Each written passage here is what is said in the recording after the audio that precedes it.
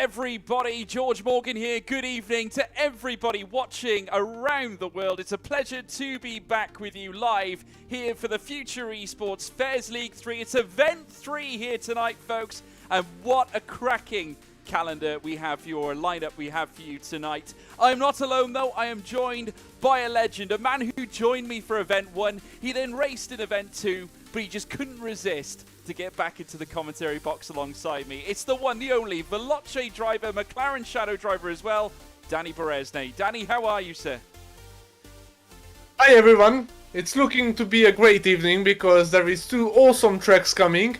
Firstly, Spa, which is my favorite circuit of all time in any Grand Prix racing, and then Zandvoort, which is a pretty exciting track to drive on, challenging to overtake, but sometimes it takes some risk and exciting racing. So I'm happy to be here and commentate today. Well, it's a pleasure to have you with us, Dani. We have got such a fantastic lineup in terms of tracks. Tonight we are going to Spa-Francorchamps and we are going to Zandvoort. How cool is that? Certainly 2 of the more exciting circuits, I would say, on the F1 calendar. I mean, Spa, we talk about Belgium and Spa. It's hosted some of the all-time greatest Formula 1 races. If you remember some of the famous lines such as "Here comes Sebastian Vettel" heading up that long stretch up towards Les Combes. I mean, it is just a feast for racing, and Belgium is going to be our first track tonight, isn't it? Yes, and Belgium is the track that I secured my first ever F1 esports race victory back in 2018 with Mercedes. And there was not "Here comes Sebastian Vettel," but "Here comes Dani Bereznay" against Frederick Rasmussen, and I took the win.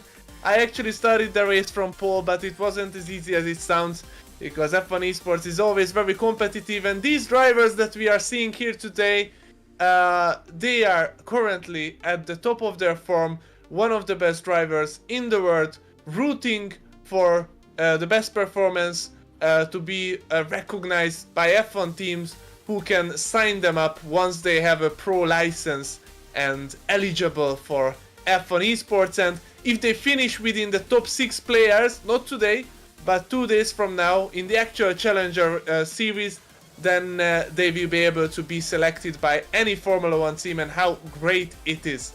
We are seeing the weather is clear today, but it's quite cloudy, so I think someone may head out early, because, you know, weather conditions here at Spa, they can change quite often, and this is the longest track in the race calendar, so sometimes one side of the track is wet, other is still dry, you don't know what tires to choose.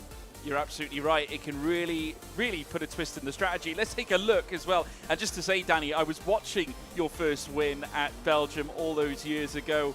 And I have to say, it was a pleasure to watch, even as a mere spectator, I have to say. And I'm sure we'll see some incredible moments here tonight. Here are the driver standings. Tomek Perazis, after a superb visit last week, he came in and took 2 victories at both Silverstone and Austria. It was an absolutely superb performance from that man, Tomek Perazis, and he leads the championship. 54 points to his name, with Kristóf Szelle, or Szelle Kristóf, in 2nd place with 47 points, with Ulas Ozyildirim in 3rd, Akinci in 4th. But what can we say about Tomek at this day and age, Dani? He has been superb in challenges, and in this series as well, at the FES 3 League here at FuturEsportS, he has been outstanding.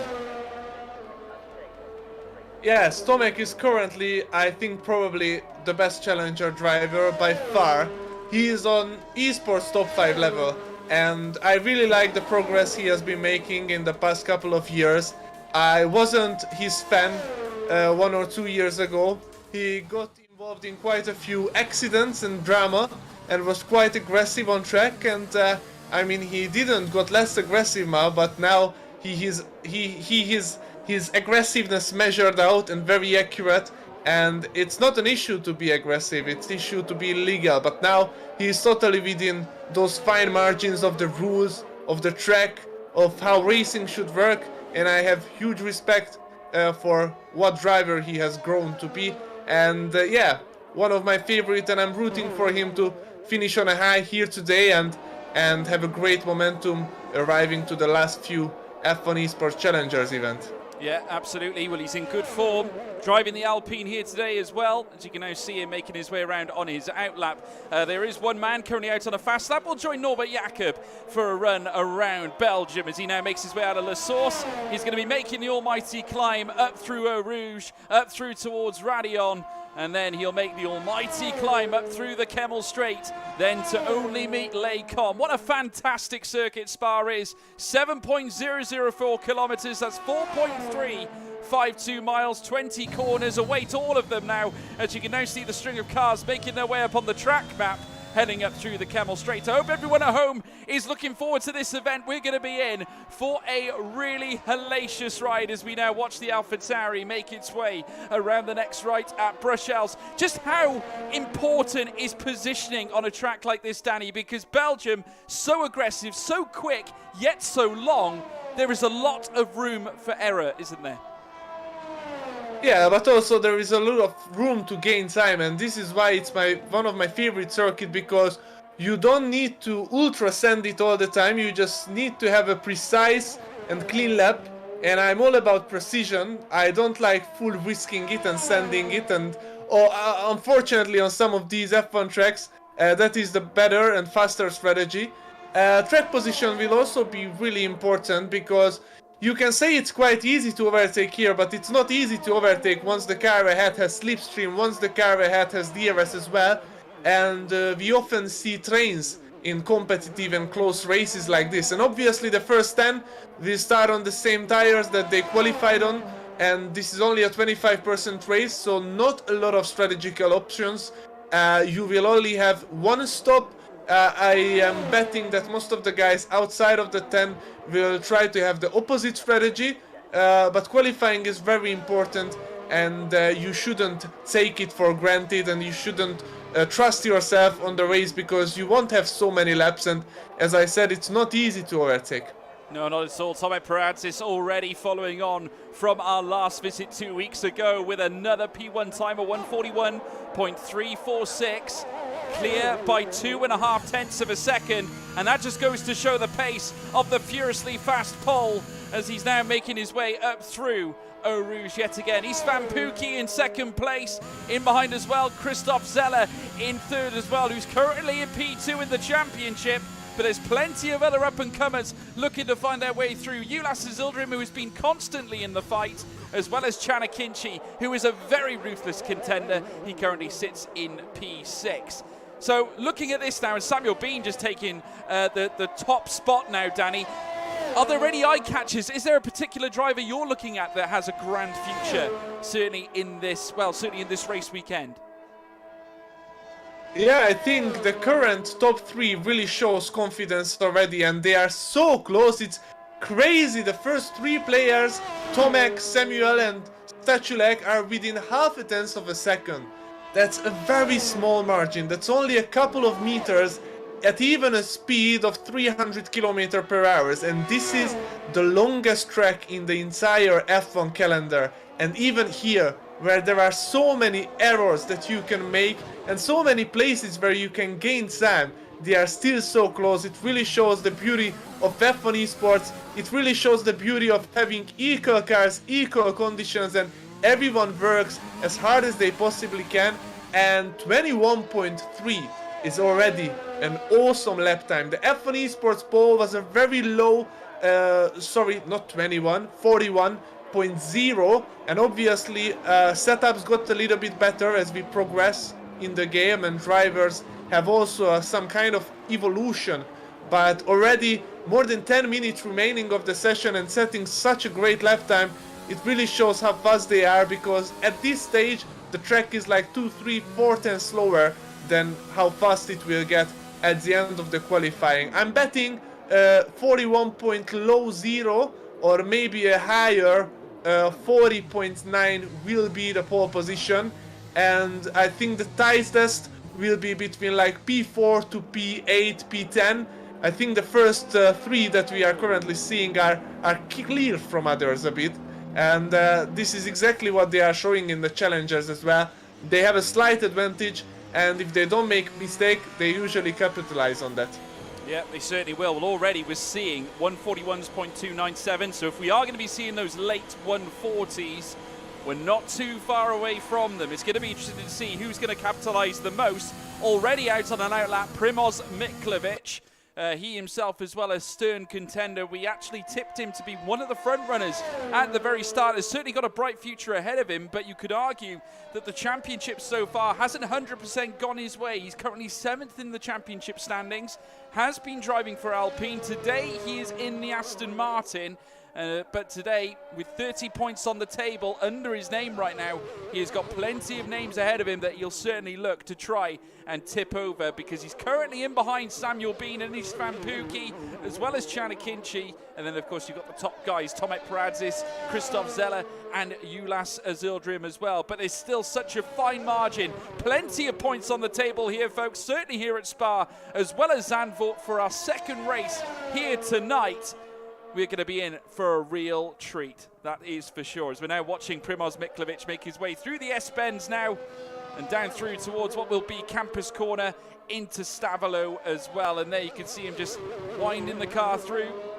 And Miklavčič, certainly a very stern contender now, heading through the next right, just preparing for his fast lap. Is there any rituals, Danny, that you tend to utilise on an outlap to prepare yourself for a fast lap? Yeah, I'm watching the MFD menu eagerly to check the tire temperatures. I usually like to start my laps between 86 to 90 degrees carcass temperature. Also, it's pretty important to be in the right ERS and fuel mode, because some of the time it happens that you forget to switch it to the maximum and you already lose a tenth within the first straight because you don't have maximum power.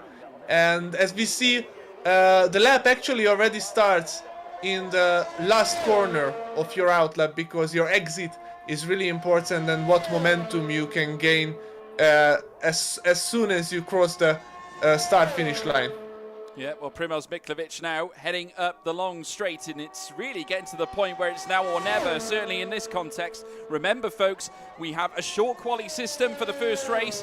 The second one is going to be a one-shot quali, and already purple being lit up here for Primož Miklavčič, heading out of Sector 1. He's heading into Sector 2 now, so key to get Brachel's right, and obviously, just on the basis of him hitting purple in Sector 1, that means the track is warming up, folks, so he is finding those extra tenths. Bear in mind, he is yet to set a lap, dodges some of the cars that are currently on slow laps as he now makes his way down through towards the next string of double right-handers. I'd estimate that you could potentially get another 2 laps underway. Oh, huge mistake. Big mistake there from Miklavčič, just lost the car, heading into, I believe it was Le Farnier, in towards Campus, and now he's had to recover. I'm not sure whether that's cost him any time, Danny. What are your thoughts? Yeah, it cost him a lot of time. He is already around 6 tenths down, only in the second sector. A 13.4 split is not good at all. He won't be able to qualify himself within the top 10 with this mistake. Maybe actually top 10 now, but once others improve their lap times, surely not top 10, and he needs to have another go. I see some drivers only going for 2 laps, and this is probably because you only have 3 soft tires for a weekend. So I think someone is pessimistic and already thinking they might not be able to make the top 10, so they want to have a fresh tire to make the opposite strategy the best they can in the race. Where Miklavčič lost a lot of time is actually hitting the curb in the S section. Meanwhile, Tomek already crosses the line with a 0.1. This is an awesome lap time, but back on the Aston Martin's mistake, this is where you need to be very confident and committed attacking these curbs, because you need to use all of the space available on a track, because that's what the ideal racing line and the best geometry you will find. But these curbs really unsettle the car, and once you hit them with the wrong angle or with the wrong balance, wrong throttle or wrong brake position or at the wrong speed, you completely slide. But if you want to take it cautious, then you lose 1 or 2 tenths of a second, so you cannot do that. You need to be committed, but obviously when the pressure is high, maybe you question yourself, maybe you try to approach things a little bit differently, and sometimes your cautiousness is what actually kills you. Absolutely. Well, I have to say there's plenty of cars bailing into the pit lane. Piotr Stachulec unable to improve. We did see that Akinci went quickest of all in Sector 3, so he's got time to find 141.249. We haven't seen anyone dip into the 140s just yet. Here's Lewis Welch, known as the Pad Man, of course, one of the true Stern competitors on the pad platform. Doesn't use a wheel, but he has invalidated at this point, so he will not be getting a time across the line. Plenty of other cars reaching out now across the track. Here comes Istvan Pukki now, making his way down towards La Source. Other cars out and about as well, but Tomek Perazis still owning that top spot right now and looking ever so quick right now. He's currently owning just over a 1/10 of a second advantage over Akinci, and that could prove very, very vital, of course, heading into the race. So I have to say, we're going to be in for a real treat, folks. Brace yourself as we now see Kedon Lutt in the gravel trap. Big mistake at Sector 2 there, Danny. It's the same place where the Aston Martin lost time. I think he hit the curb at the wrong angle again. These curbs, they have the highest points towards their outside. So the closer they are on track, the higher they get. So you need to kind of take those underneath your car and attack them, but still don't cut the corner. Remain with one wheel on track and one wheel on the curb, and it's really hard because if you miss the line a little bit, you get unsettled, you bounce, you lose downforce, you lose stability, and you can even go into a spin. And as we see, he still doesn't have any valid lap time, and actually the last 5 people on track don't have any valid lap times. And it's quite surprising, especially Luke Smith and Ulas Ozyildirim for me, as I consider them top runners, to be honest. Yeah, it's interesting because Ulas Ozyildirim currently sits in 3rd place in the championship, so he'll certainly need to make a play if he wants to try and get himself high up the order. He's now making it, well, we're watching Piotr Stachulec make his way up in towards Lejkom. Plenty of other cars out and about as well. Ulas Ozyildirim back out on track. Primož Miklavčič, who is also another front runner that you would expect to see at the very top end of the classification. Do not write him off, whatever you do, folks, but certainly it's a very consistent name at the top of the timing sheets. It's Tomek Perazis right now, who certainly looks to be the man to beat. A 141.136. I want to hear your predictions, folks, in the chat. Please tell us who you think is going to get pole position for the Belgian Grand Prix. We'll read through the names as well, read through who you've selected to be on pole for the start of the race. It's going to be very interesting to see who does come out on top as Piotr Stachulec comes through. Danny, where is your money going? Yeah, so I'm looking at the poll in our chat, and I'm actually leading it. I'm 48% likely to take pole, although I'm only commentating, so this really shows the trust of the audience. And they are always right, so thank you very much. I may jump in really fast. With this new game, you can actually join in mid-session, so it's awesome. But yeah, I'm putting my money on Tomek Perazis, and it would be actually really cool if we could watch a full onboard lap from him, I think, because it's very likely that he will take pole and we can witness it live. Yeah, definitely. We'll definitely follow an onboard. We can just see Piotr Stachulec making his way through. Here is Tomek Perazis now, the furiously fast pole, who is currently top in the championship right now. 54 points to his name. Currently owns a gap right now ahead of Kristóf Szelle. Approximately 7 points separate the pair. Well, it is 7 points that separates the pair right now, but Tomek Perazis will want to ensure that either stays at 7 points or at least more as he now makes his way down through towards the bus stop chicane. And this man is absolutely relentless, and you can see him just taking that extra wide line as you were referring to earlier on, Danny, out of bus stop, now making his way down through towards La Source. And as you can see now, Perazis coming up towards the first corner at La Source, just braking just after the 100, takes it extremely well, gets straight on the curb, tries to get the grip going again, powering down now up towards Eau Rouge, where he will take this uphill snake section.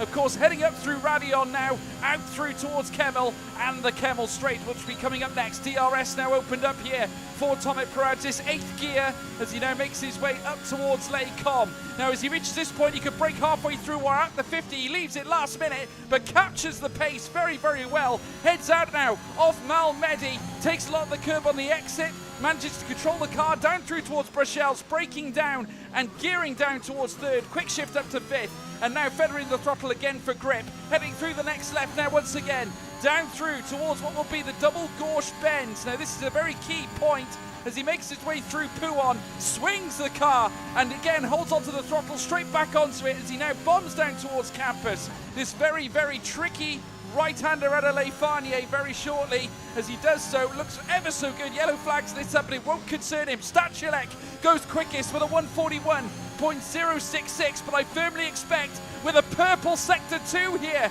for Tomek Peradžič that he can unseat Stachulec as he now makes his way around Paul Frere in towards Blanchimont now very, very shortly as the bus stop chicane literally coming up any moment now. He will be heading down through towards the 100-meter board, just brakes just after it, clips the curb on the inset. On the outset takes a lot of the curb as well. Straight back on the throttle. Peradžič, is it going to be power Peradžič? It is, it's a 1:40.951. An incredible lap, a 1:40.9 you said, Danny. You were absolutely spot on.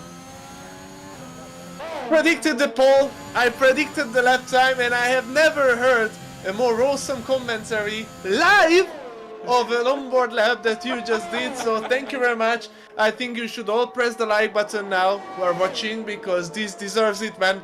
Awesome, and awesome lap by Tomek, well deserved pole position indeed.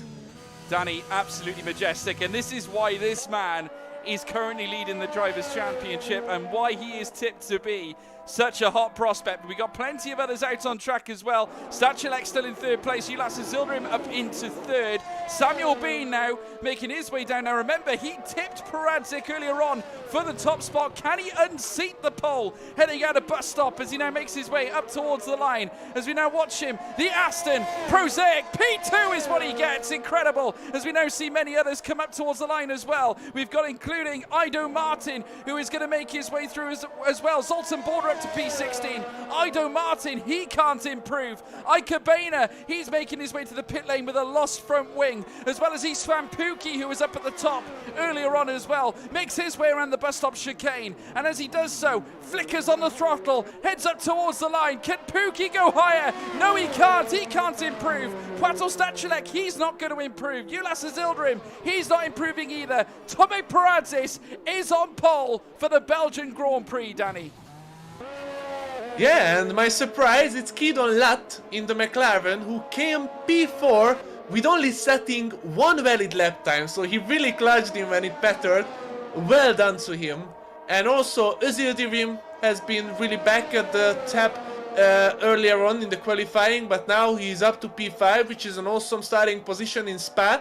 I think Tomek will actually have a really hard time maintaining the lead in the first lap, but once he is not more behind than P2, P4, it's still everything to play for, as in the long straights you can overtake one or two people easily with the slipstream and the DRS available. The problem starts when you are more behind and everyone in front can utilize these effective methods of gaining time in the straight, like the drag reduction system and the slipstream ahead.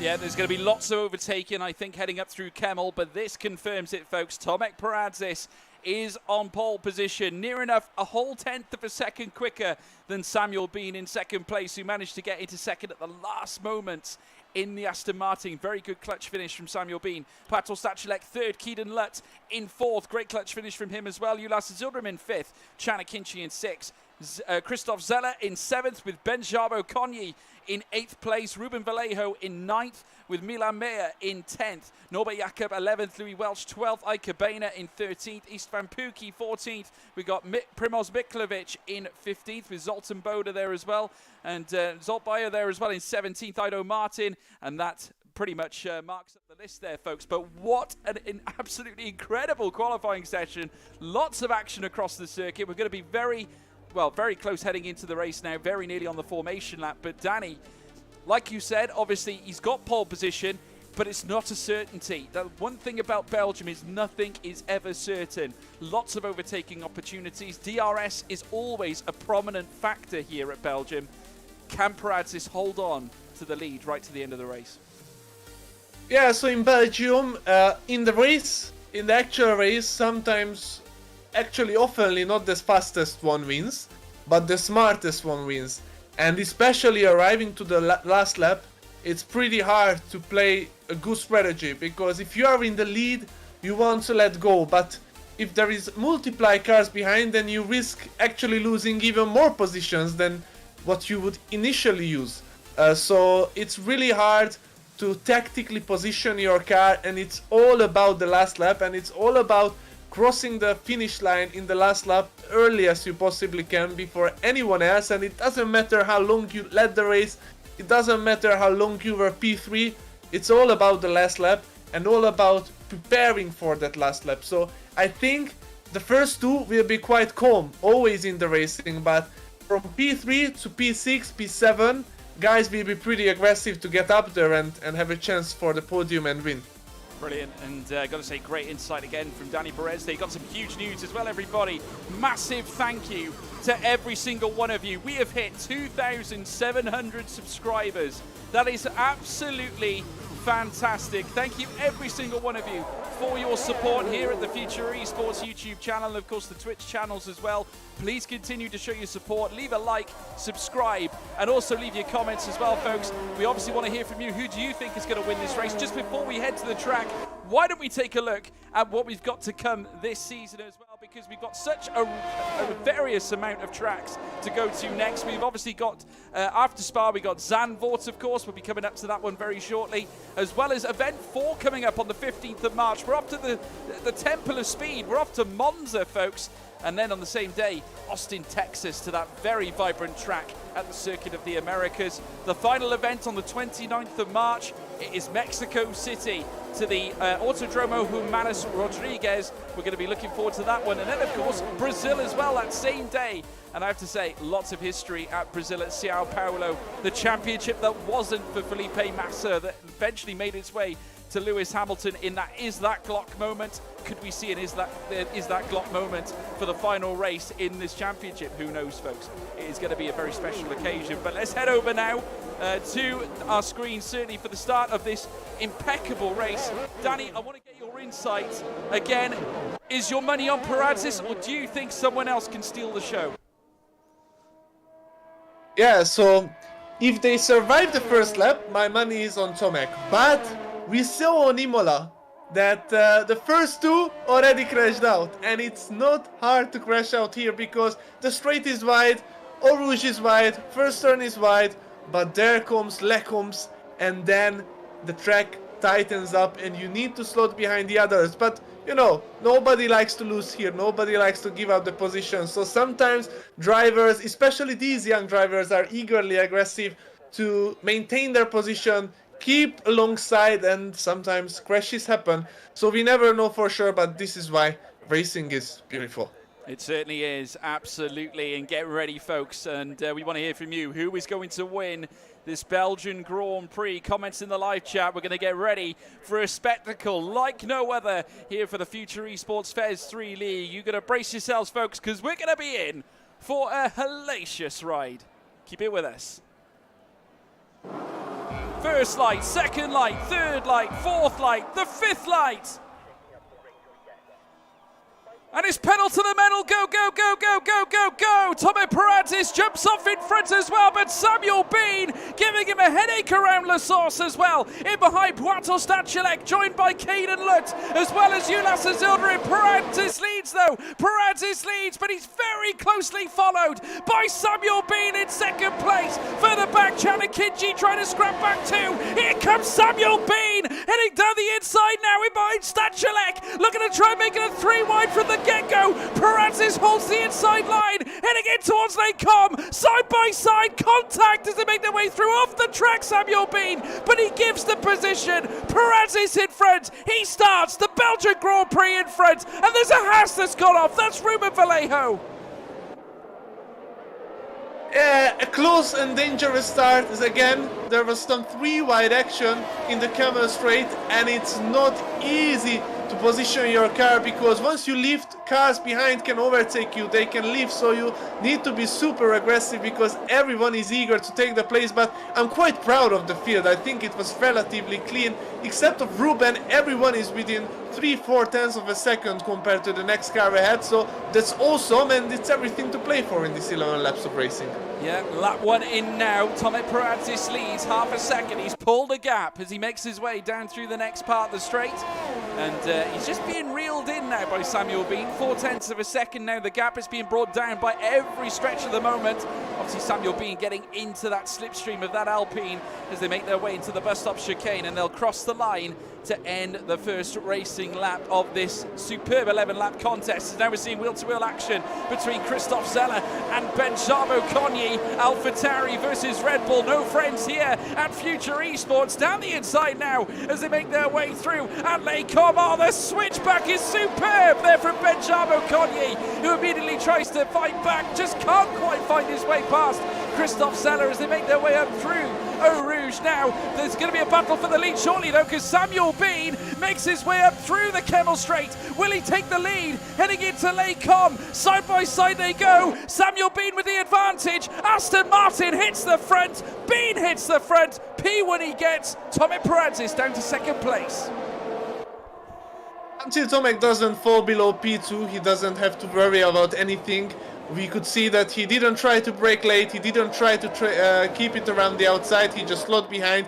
He knew that at this position he is able to overtake at any time, especially when from the third lap the DRS will be activated as well. The problem starts when the cars behind start to apply pressure on you, and sometimes you just want to recharge behind others, save some fuel, save your tires, but if someone, the car behind tries to overtake you, then you need to make a move, and you are constantly watching at your back, watching in front, and try to make the best position to stay in this 1-2 position, because then you are in control. Once you are more behind, you are not in control, as we see Bence Szabó-Kónyi against Szelle. Kristóf had some great pace advantage, but he couldn't actually make the move stick because Szelle also got the slipstream and he will also get the DRS. So as we talk about, it's not easy, and although these fights look quite epic, you need to be very smart and manage your ERS and think about the long-term potential of your racing, and also think about the strategy while all this. You don't have many engineers behind your back, so this is why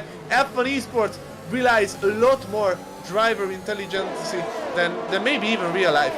Yeah, definitely. Szabó-Kónyi finally getting past Kristóf Szelle in the AlphaTauri. Remember, those two came together in our previous lap, but Szabó-Kónyi might not have time to celebrate for long as Tomek Perazis now once again overtakes Samuel Bean to retake his position. In comes Piotr Stachulec. He moves up into second place, and that means that Samuel Bean loses 2 places in a single straight, heading up through to Les Combes. The Aston Martin now down into third after starting lap 3 in first place. In behind as well, Kedon Lutt under so much pressure here from Ulas Ozyildirim as well, who has looked so pacey, certainly in the last lap, trying to get late on the brakes, heading into La Source at the start of the lap. He certainly is a man possessed, looking to try and pull off a better result. Obviously, Ulas Ozyildirim certainly has the pace, but does he have the consistency, Dani Bereznay?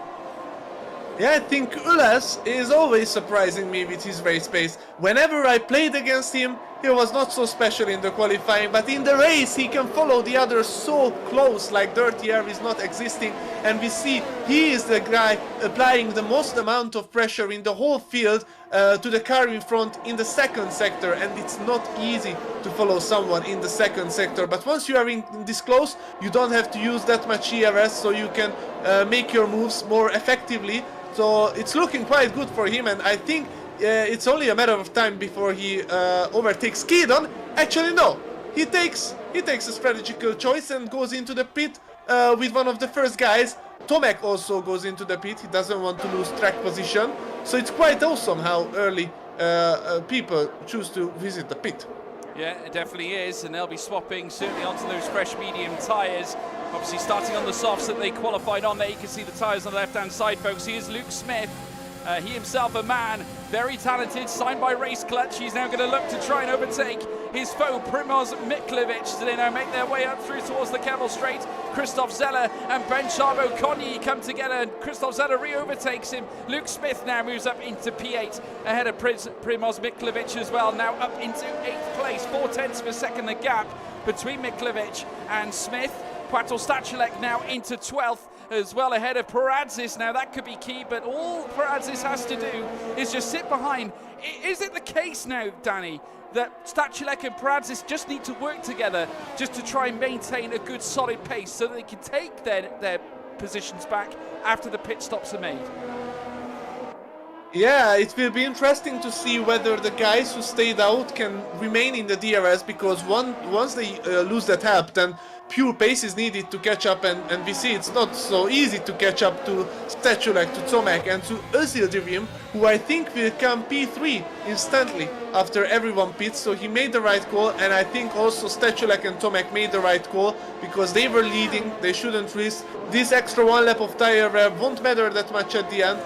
So I think pitting early here is the strategy, and this is very good for the Challengers drivers to actually learn this in this FuturEsports League, because they can be well and more prepared in a realistic practice environment for the actual event in Thursday. Yeah, definitely, and several more cars now making their way into the pits. Now we can see the gaps that separate them right now, and certainly Stachulec now bringing it down by the moment. There you can see them now making their way through. Piotr Stachulec will now move up further up the order, now up into P4 now, chasing Zsolt and Border, and you can see them, many of them now crawling out of the pit lane. Samuel Bean being one of them. Brazis holds on to net P2. Samuel Bean now back into net P3. Ulas Ozyildirim into net P4. Brazis now with a chance to take the net lead of the race now as he goes side by side with Piotr Stachulec making his way up the Camel Straight. It's oh so easy, oh so simple. Brazis into 4th place, Dani Bereznay.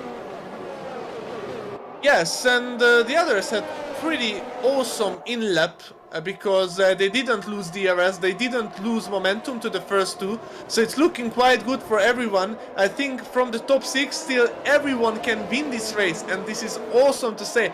And I hope that, for an example, this year we will be able to say the same in real life. This is the esports line, how they call it. Before Puhon they use the whole track. It's quite crazy to watch. It's not easy to get it consistently. I don't know how they remain to have so much downforce even about the grass, but sometimes in a game you need to think outside of the box. You need to be creative, and this shows how much they test, how much they prepare, and this is why they are on the top of the world right now in F1.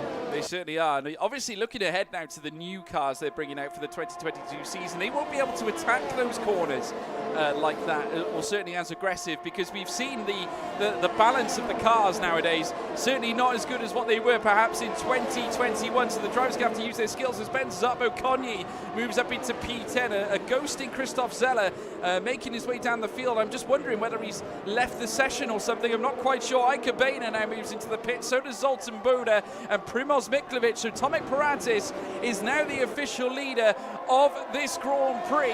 The Alpine now making his way up through towards Eau Rouge and Radion, within hot pursuit Piotr Stachulec, who will certainly look to try and overtake him to regain that P1. It always occurs, this swapping frenzy between the cars at the front. Immediately going to the inside is Brazis. Stachulec now taking the lead of the race, with Brazis now down to P2, with Ulas Ozyildirim now, he's into P3. Ulas Ozyildirim with an almighty rise here, Dani. Could he be one of the winners? Could he win this race? Yeah, it's pretty hard against Stachulec and Tomek. I think they are good friends. They are probably speaking to each other right now. So it's basically a 2 versus 1 battle. And Ulas has to do some pretty crazy stuff out there. I think he won't be able to make moves on the regular overtaking spots, so he needs to be brave and maybe overtake at the bus stop chicane, overtake arriving to the first turn, or even overtake somehow in the second sector, utilizing for a mistake. But we can count some strategy now. So Stachulec leads lap 6, Tomek will lead lap 7, Stachulec leads lap 8, Tomek will lead lap 9, Stachulec leads lap 10, and Tomek will lead lap 11. My vote is still on Tomek, because if they keep on changing like that, lap after lap, Tomek will win this race. But now we see an amazing creative move that I just talked about. Maybe Ozyildirim should do around the outside in the fast left-hander of the last sector. What an awesome move by Samuel Bean, and he seems to have an awesome pace, awesome momentum. He just turned out to be really dangerous. Yeah, and Ulas Ozyildirim is going to be worrying about that, watching that in his mirrors, the sheer pace of Samuel Bean. We've seen it before And remember, he was very nearly on pole for the start of the race as well, giving certainly Tomek Perazis something to think about in the early stages of qualifying. But Perazis has got his own agenda. He is right in the rear of Piotr Stachulec, side by side, now heading up through the straight at Kemal. Perazis retakes the lead of the race now here on lap 7 of 11. 4 laps remain in this race, folks. Lewis Welch now moves ahead of Ben Szabó-Kónyi, but he does have a 3-second time penalty. Ulas Ozyildirim still in 3rd place, but Samuel Bean right in the frame, right behind him there. You could just see him getting nose to tail there with the Williams. 3.5 tenths of a second of the realm. That is the gap, minimal between them all. It's anyone's race.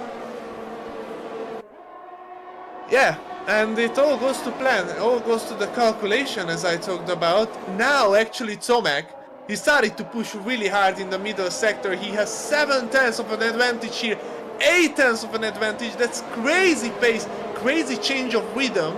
I think he might break this trend that they switch positions lap after lap and try to win pure pace, but it's like the wolves in the snow.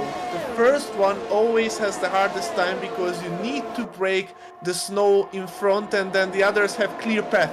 And it's exactly the same. No matter how fast you are pushing in the corners, it's so disappointing in these flat out sections of the track that you cannot do anything. The slipstream helps massively the other, and already we see Tomek lead by 8 tenths of a second, and his gap is already closed down to only 3 because of the flat out section, and the car behind has a lot of momentum because of the less drag. And that obviously just goes to show that utilising all your ERS isn't always a smart move, as now we're seeing Stachulec once again. Without a doubt, we're going to see another swap for the lead, folks. Ulas Ozyildirim right dangerous behind him. for Tomek because Ulas can overtake him as well, and he can lose 2 positions at once. Such a close battle. And yeah, I predicted. And now even Samuel Bean attacks Tomek, and Tomek is on the outside and Samuel Bean overtakes. He has a 3 seconds penalty, but there you go. Straight is so long. He lost 3 positions in one straight. He actually might have damage. He lost 5 positions. What a crazy turnaround for his race. Oh my god. 6 positions lost. That is incredible. Tomek Perazis losing an almighty 5 positions down into P6 now. You can see him now under pressure from Istvan Pukki. The Haas now moving ahead of him. What has happened to Tomek Perazis? Incredible scenes Front here. wing damage, 100%. It's got to be some solid damage. What do you think? Wing damage, do you think, Danny? Yeah, it's front wing damage. I think he touched with someone maybe from the side, but these cars are quite sensitive, and this game is simulating damage quite well, and you lose a lot of downforce. Even just a couple of percent downforce means seconds of lap time, especially in a downforce efficient track like this, and he's already out of the point. It's so crazy to see. We cannot play a replay, but I think I will watch back the stream after this. This is crazy. The whole thing turned around. Ozil is now 2nd, Samuel Bean is 3rd. But now we see the same pattern. They are all within 7 tenths of the leader, and the leader, even if he uses some of his ERS, he can lose easily 2-3 positions, and it's quite crazy. And there is not a right strategy, but just to push and pray, basically. There certainly is. Here comes Samuel Bean now, and he might go for a double here, because he might get Piotr Stachulec round the outside into Lecom. Can't quite unleash the beast and overtake the Ferrari. The Scuderia hangs on by the skin of his teeth right now. Here comes Ozyildirim, maybe having a look down into the next right, heading through what will be that very, very harsh right at Bruxelles. Now through the next left at No Name, and as they do so, Stachulec now with a very improved lead now, 6 tenths of a second. If they keep squabbling, if they keep fighting in that P2 spot, it is only going to help Stachulec's race. He leads now with a 6.5 tenths of a second advantage as they make their way through Sector 2. I cannot believe what we've seen. I cannot believe that Tomek Perazis' race has fallen off a cliff. He's in 19th place, right down the order. I just can't believe the drama. It's incredible, Danny. Yes, and I can't believe how good Stachulec's 2nd sector was. He is now 7 tenths into the lead, but we will see the gap closing down, and it's especially special that Samuel and Ozil, actually Ozil not, but Samuel has the freshest tires of all because he pit 1 lap later compared to the others. So he's looking quite great for the win, at least on-track position now, but he has a 3 seconds time penalty for corner cutting or corner extension. Once you leave the track by all of your 4 wheels, you receive a warning, and you can only receive 2 warnings without being penalized, because the 3rd warning is already equivalent for a 3 seconds time penalty. And we see more penalties outside of the top 10. Obviously people are taking more risks to get into the point. And this is the penultimate lap. I think the best position to be is 2nd.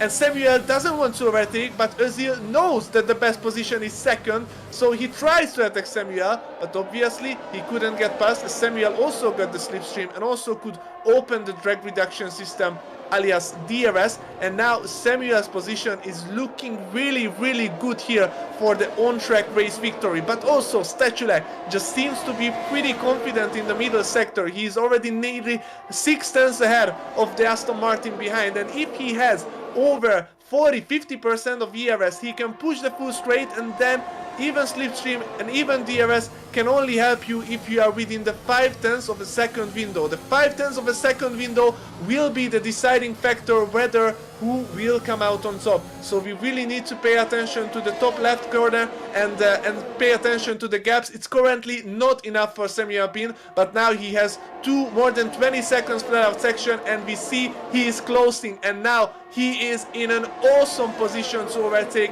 in the Camel Straight, not here, but once with the DRS, and maintain the lead for the rest of the lap and win this race on track. Yeah, definitely. They're going to head now across the line to commence the final lap of the race. Piotr Stachulec in front as they head down towards Lake-Com. Samuel being poised to make the move, heading up through the long straight. Oh no! Big incident there. A very close gap. Ulas Ozyildirim late on the brakes, and a little nudge of encouragement pushed Samuel Bean into the front, going ahead of Piotr Stachulec. Ulas Ozyildirim now in front, but he's not going to have. Is he going to have DRS? That is the question. Side by side now between him and Stachulec. 3 wide as they now make their way through. 5 cars in with a chance as they now come in towards Lake-Com. Oh, big crash, major crash. Ulas Ozyildirim has lost it. He's lost it. He's off the track. Kedon Lutt now up into P3, scrapping it out with Akinci. Here comes Louis Welch out of nowhere, down through now towards Bruxelles. They battle, they scrap, they fight, they claw. It is Louis Welch up into 3rd place. He has done it, the pad man out of nowhere. He has 3 seconds of time penalties, but he's 3rd place on track. Stachulec has got this race in the bag. Sensational, Dani Bereznay.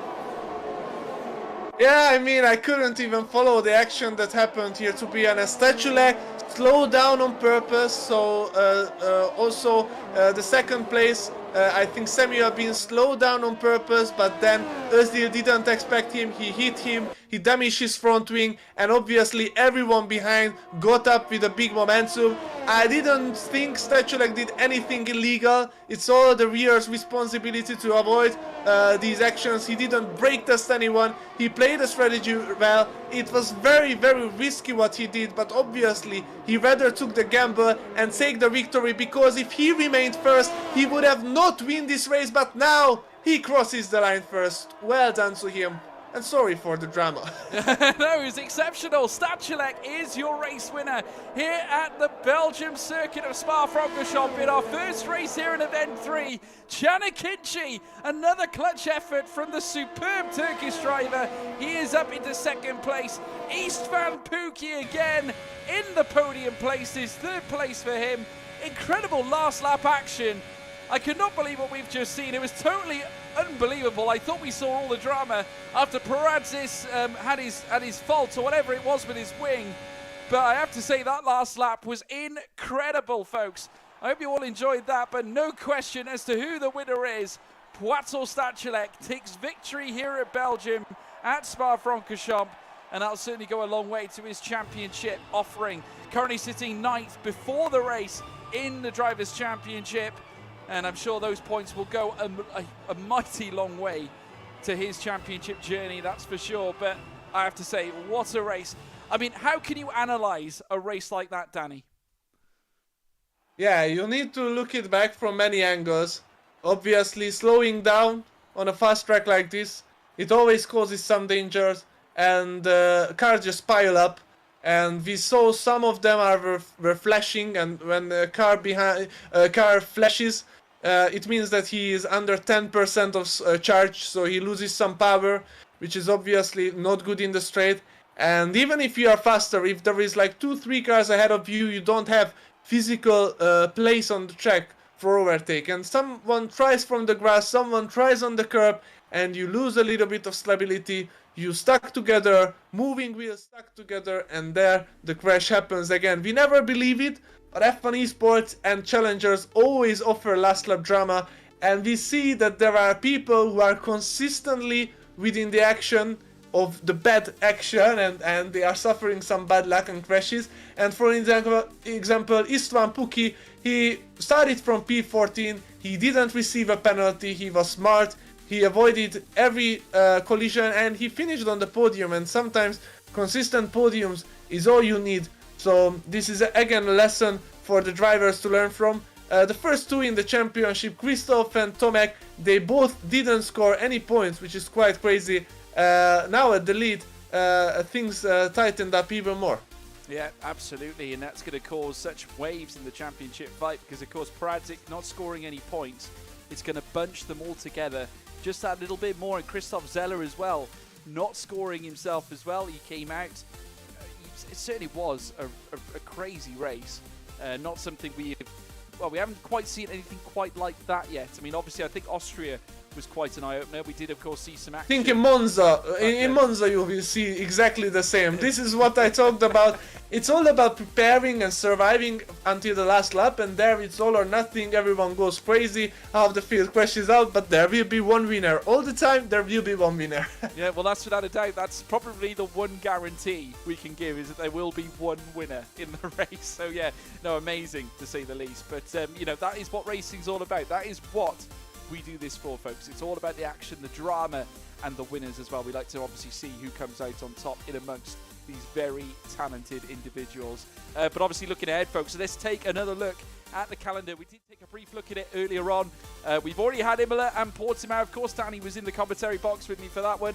We've come off the back of Austria and Great Britain, where, of course, Pradzik won both of those races. He couldn't do it at Belgium, though, today in Event 3. But the big question is, can he recover heading into Zandvoort? Of course, we're going to have one-shot quali for the next one, folks. That is a certainty. Then Event 4, we head to the Temple of Speed at Monza as well. And not to mention Austin, Texas on Event 4 as well, 15th of March, coming up in a fortnight's time. And then, of course, Mexico City and Sao Paulo in Brazil for our final event, Event 5. And that is going to be a cracker as well. What a decider we could have on our hands. And certainly the way things are mapped out right now, with the points being exchanged, it's only brought the title fight closer together.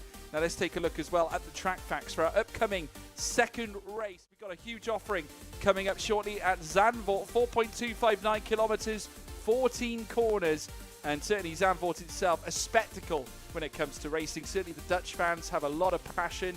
We obviously have some very talented Dutch sim racers as well out and about, including certainly a foe that you come up against frequently in F1 Esports, Danny, Jarno Opmeer, of course, who is a Dutchman as well, and has formerly competed in the feeder series as well through the echelons of real racing. Lap record consistently found around the 108.885s. I'm sure we'll see some very competitive lap times though for this one. But talk to me about Zandvoort, Danny. What is special about Zandvoort?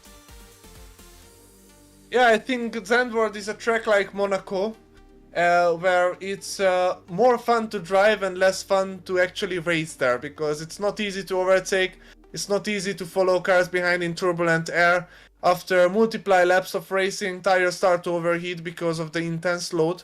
But in terms of one lap, it's one of the most enjoyable circuits. High speed, direction changes, applying the throttle and brakes as smooth as you possibly can.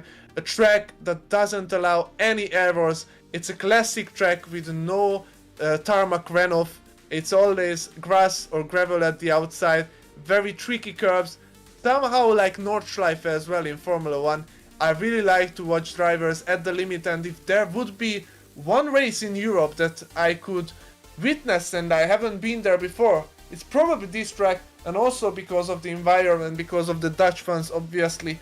We cannot quite simulate that in the game, but This is just a feeling that you get in Zandvoort, and the most angled corner is in Zandvoort as well, and sometimes you don't appreciate the fact how much the track is not straight. It's not straight at all. You should check out some images online, how a bottle just rolls down, or how they can stand. It looks like this. I cannot show it to you.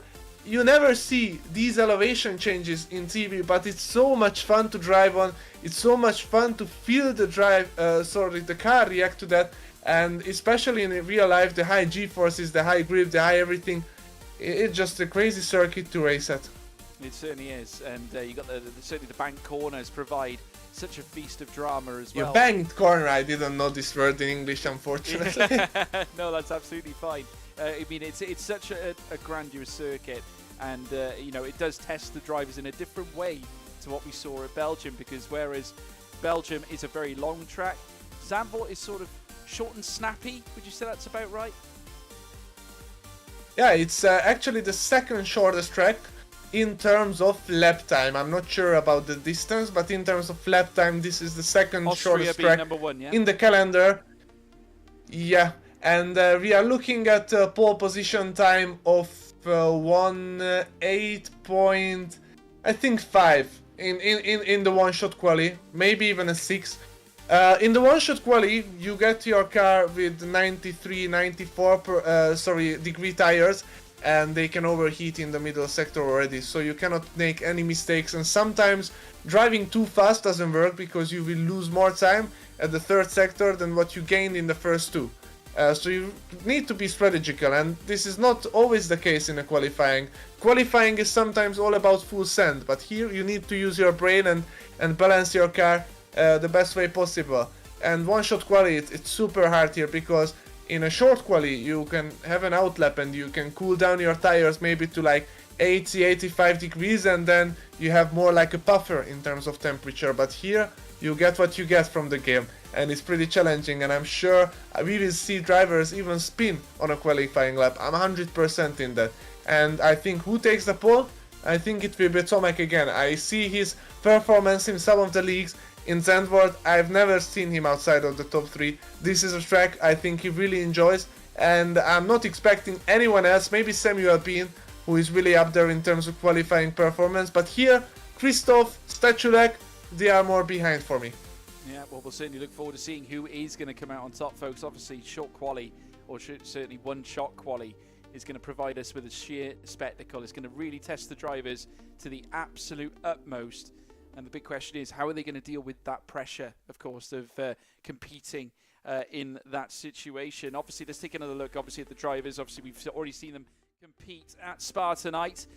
Danny Lewis-Sink and Luke Smith in the Mercedes. Szabó-Kónyi and Akinci at Red Bull. Martin Aidu and Kedon Lutt at McLaren. Zsolt Bial and, of course, Piotr Stachulec at Ferrari. Piotr Stachulec, of course, coming away with a win in our previous race. Lewis Welch and Tomek Peraz's lineup for Alpine, with Samuel Bean and Primož Miklavčič. Very strong pairing at Aston Martin as well. Kristóf Szelle and Norbert Jakob in the Alpha Tauri, with Milan Meyer and Zoltan Boda in the Alfa Romeo. Not forgetting Iker, Baena and Ulas Ozyildirim at Williams, with Istvan Pukki and Ruben Vallejo making up the numbers at Haas as well. Istvan Pukki, of course, coming off the back of an incredible visit in our previous race, getting yet another podium, showing that little bit of consistency that Danny was alluding to earlier on. Obviously saying, look, it's not all about pace, it's not all about chucking it into the corners, it's all about good racecraft. That's what keeps you in the good point areas. Obviously, you capitalise off penalties that other drivers get. That's exactly what Istvan Pukki did. And do you think that that could be a deciding factor at Zandvoort, Danny? Yeah, I think in Zandvoort it will be less, because cars cannot really pile up. I think it's only possible that one car overtakes at once, unless the first one makes mistakes, because the straight is short. The longer the straight, the more people can pile up, because the double slipstream is more effective than just slipstream on one car, and then a fourth one comes, a fifth one comes, and they all start to stumble across each other, arriving to the big braking zones usually after the long straights. But here we don't have a long straight. So here, I think it will be one of the cleanest races of this whole Challenger Series and this whole Future Esports League. Yeah, definitely. Well, we're going to be in for a real treat very shortly, folks. I'm sure we'll get word on when we're going to get underway. But I have to say, if you guys have been enjoying all the action, don't forget to leave a like and a subscribe as well to the Future Esports YouTube channel. And if you're watching us on Twitch as well, don't forget to hit the follow button as well to make sure you stay up to date when we go live here for this very special series. It is certainly going to be a pleasure to bring you yet more action, and we've got plenty of great race weekends to come as well. Certainly some great race nights to come as well. It's some very, very classic quality tracks as well, frequented on the F1 calendar. Obviously, heading into this race tonight, Tomek Paratis will have a point to prove after that damage that he sustained in the previous race. It's going to put, I think, a little bit of eagerness in his performance. He's going to want to perform in this final race here at Zandvoort here tonight for Event 3. And obviously, coming into this event, top of the table. I mean, Dani, if you are coming into Event 3 at the top of the championship with a little bit of an advantage, he came into it with 7 points, the gap between him and Kristóf Szelle.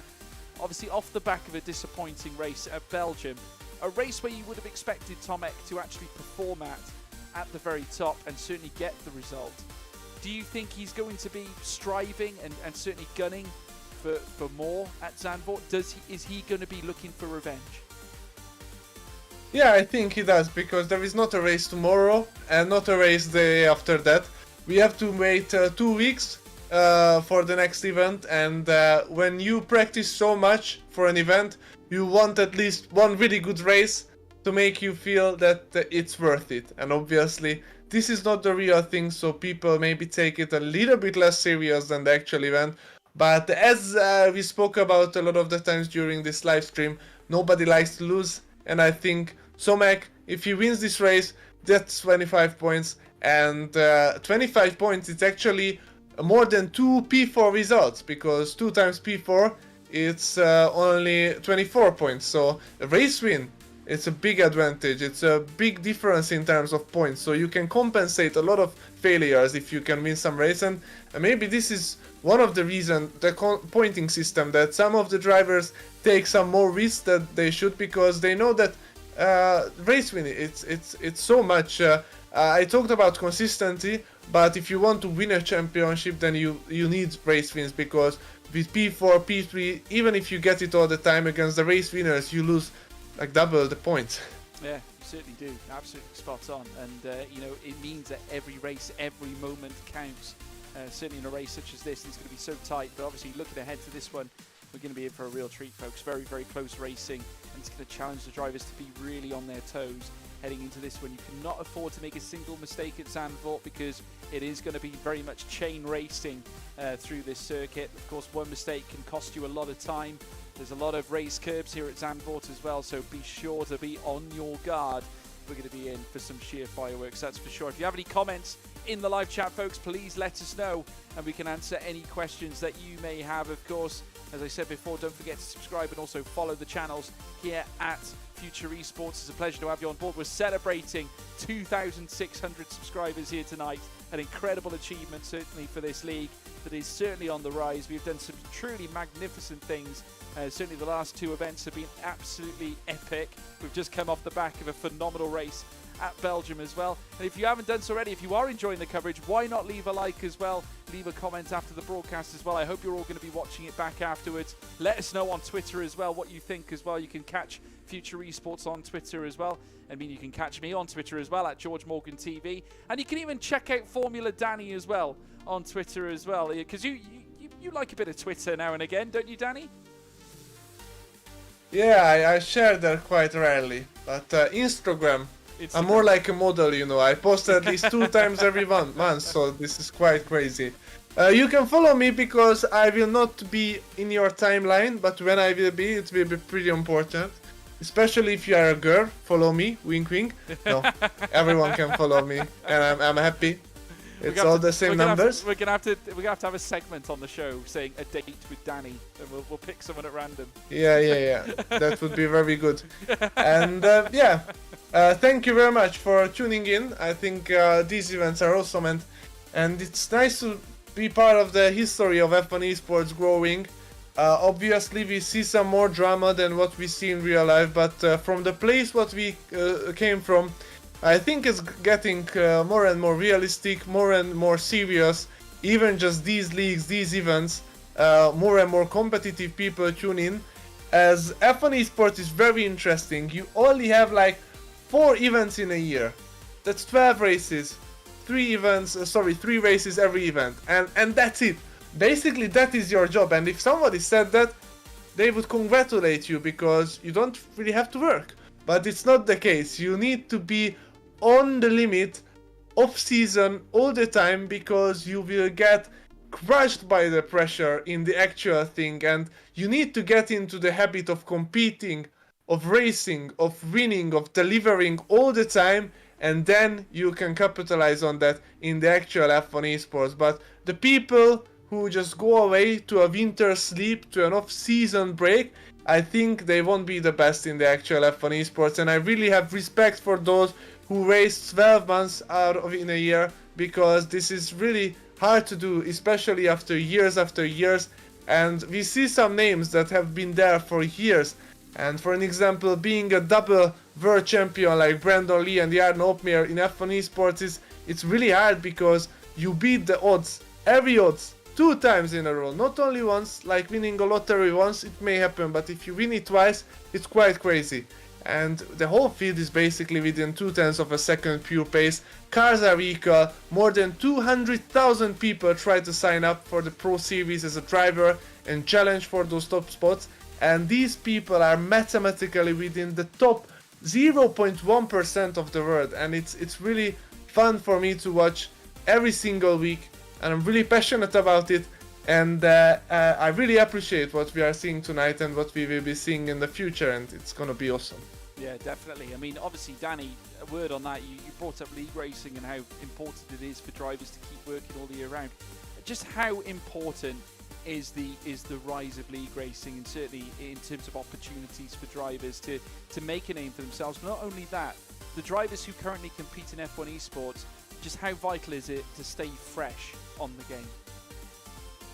Yeah, it's really vital. I mean, I think if I made a mistake last year, that was probably not league racing enough, or not league racing in the best leagues possible, because you are practicing alone on a track, obviously chasing a lap time. The goal is to be better than the yesterday yourself, but once you are out with 20 cars, with the traffic, with the distraction, with awesome competitive lap times as well, it's a completely different story. And if you get the habit of performing well under this condition, you will not be surprised in the actual F1 esports events. If you practice alone and then you join into an actual esports race, it will be completely different, and at this level you need to be the most confident in your abilities, and you need to treat it as a routine, and this is why league racing is awesome. And also, we only have like 23 races in a Formula 1 season, which is a lot, and obviously we cannot make it any bigger, and they want it, and it's impossible now for the crew members, for the team members. But to launch a league race, it's a lot less organization, it's a lot less money involved, and it's a lot more accessible for everyone. And it's good to watch racing every single day, and not only from replays, but live events, and always new action, always new names coming up and going down. And this is, I think, very special what we only see in esports. Yeah, 100%, and it's always new names, which is brilliant. We get to see some of the young stars of the future competing, even as young as 13 years old. We've seen competing at the highest level in league racing, and it's impressive just the sheer composure that they have in order to compete against the likes of your Jarno Opmeers and your Dani Bereznays, for example, as well as Brendan Lee, who is also now taking league racing very seriously now as well, obviously making it a part of his practice program. We're seeing increasing drivers now starting to get more and more involved with it, and it's superb to see as well. Everyone starting to get engrossed with what league racing has to offer, which is superb to witness. Any moment now, folks, we're going to be heading to Zandvoort for the start of this one-shot quali. We're going to obviously ride on board with Tomek Paradzis just to get his sort of point of view sort of heading through the lap, because as he certainly has been the man that has been dominating qualifying lately. Of course, he did it exceptionally well in our last event, and he did it very well at Spa-Francorchamps as well here in event 3. So we'll look forward to seeing what he can do at this circuit of Zandvoort. Certainly the pole knows exactly how to secure a fast lap time. We've seen it already, his way to manipulate the car and the track to his own advantage. It is certainly mesmeric to watch. Can he once again stick the car on pole? We'll head over now very shortly for the start of these hot laps now, as we now see them all making their way through as we now move over towards the race screen. There's Ulas and Ozyildirim we're currently seeing on our screens right now. Tomek Peradze is currently sitting down the bottom, but obviously as they're now making their way through Sector 1, it takes time, certainly for the times to sort themselves out, as now we're seeing them make their way through. There's Ulas and Ozyildirim, there's Tomek Peradze making his way through as well. It certainly has been a very turbulent day for Tomek. After getting pole position at Spa, he has now come out of it, obviously without any points scored. So it's going to be vital for Tomek to hook this one up here, Danny.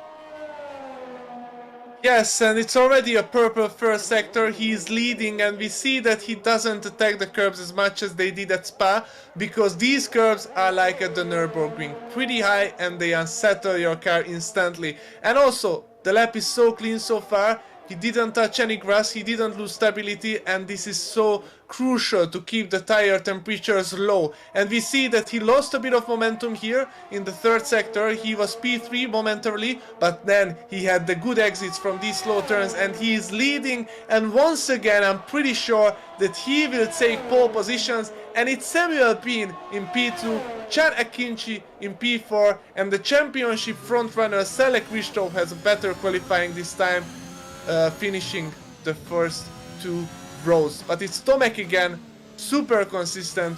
Well done to him. That is awesome. Yeah, I mean, and 0.5, man. I told Tomek, I told Samuel Bean, they are in the front row, and I told 0.5 will be the pole. I'm such a genius, man. I'm sorry, but I have to say it. You are a fortune teller, Danny. You are a fortune teller. So, Tomek Peradze in first place on pole position. Samuel Bean in P2. Chad Akinci third. Kristóf Szelle in fourth. Piotr Stachulec in fifth. Ulas Ozyildirim sixth. Luke Smith seventh. Danny in eighth. With Ruma Vallejo ninth. Milan Meyer in 10th. Lewis Welch 11th. Ben Szabó-Kónyi 12th. Istvan Pukki in 13th. As well as Norbert Jakob 14th. Zoltan Boda in 15th, with Zsolt Bial in 16th, Ido Martin in 17th, Iker Baena in 18th, Kedon Lutt 19th, and Primož Miklavčič at the back of the grid with no time yet again.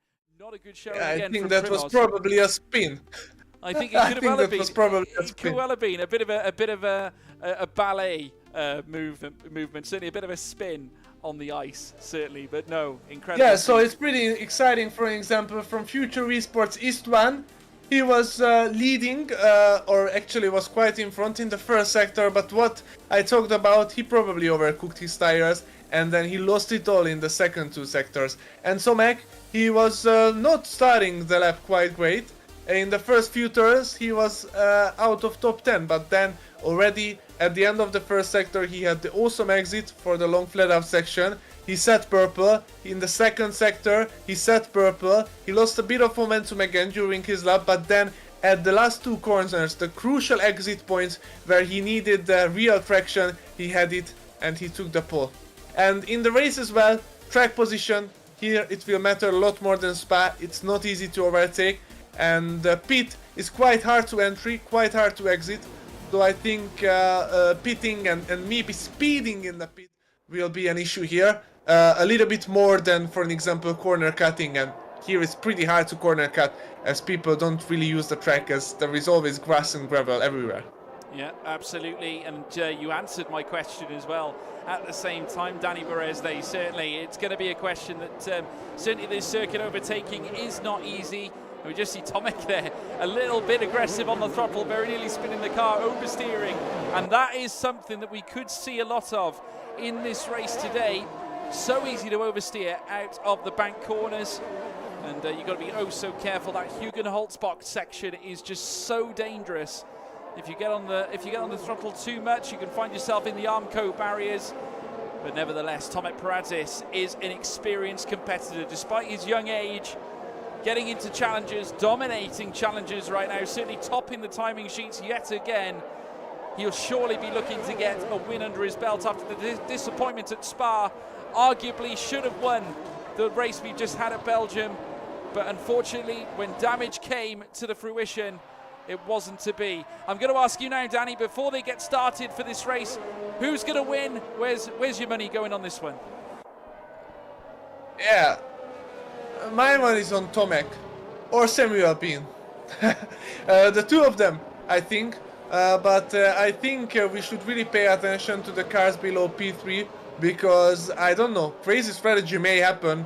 I think some people will pit like lap 3, lap 4, even though it's an 18 lap long race. The track position is so important, the tire wear is not so big, and the soft tires are not good race tires. You need to replace them as soon as you possibly can, because the mediums don't overheat that much. Once you make a mistake, the carcass, the inside temperature of your tire heats up and you need laps to cool it down. So you need to be consistent, and big battles, you need to be relaxed and calm. But everyone stands on the grid and the lights will be on and out very soon. Very, very true, Danny. We're ready to go here for the last race of event 3. Here we go. First light, second light, third light, fourth light, the fifth light. And it's pedal to the metal, go, go, go, go, go, go, go, and immediately Tommy Paradis gets off the line, oh so quick, and down in behind him as well, Samuel Bean. Just look at Kristóf Szelle in 4th place as well, just ahead of Piotr Stachulec, who won at Belgium of course, but no change really at the top. Paradis leads, Samuel Bean 2nd, Akinci in 3rd, Luke Smith battling nose to tail here with Ulas Ozyildirim, who gets ahead of the Mercedes now, as you can now see further back, Milan Meyer also scrapping with none other than Lewis Welch down through, deep diving around this next right-hander, heading around the Slovakian as they make their way around. It is going to be Lewis Welch just holding on here. Here comes Milan Meyer, deep diving down the inside now as they power through down towards the Hans Ernest box now, through this next dogged left-hander, back on the throttle very shortly. Can the Alfa Romeo get any traction? No, it's going to be Lewis Welch who holds on to P10, Dani Bereznay.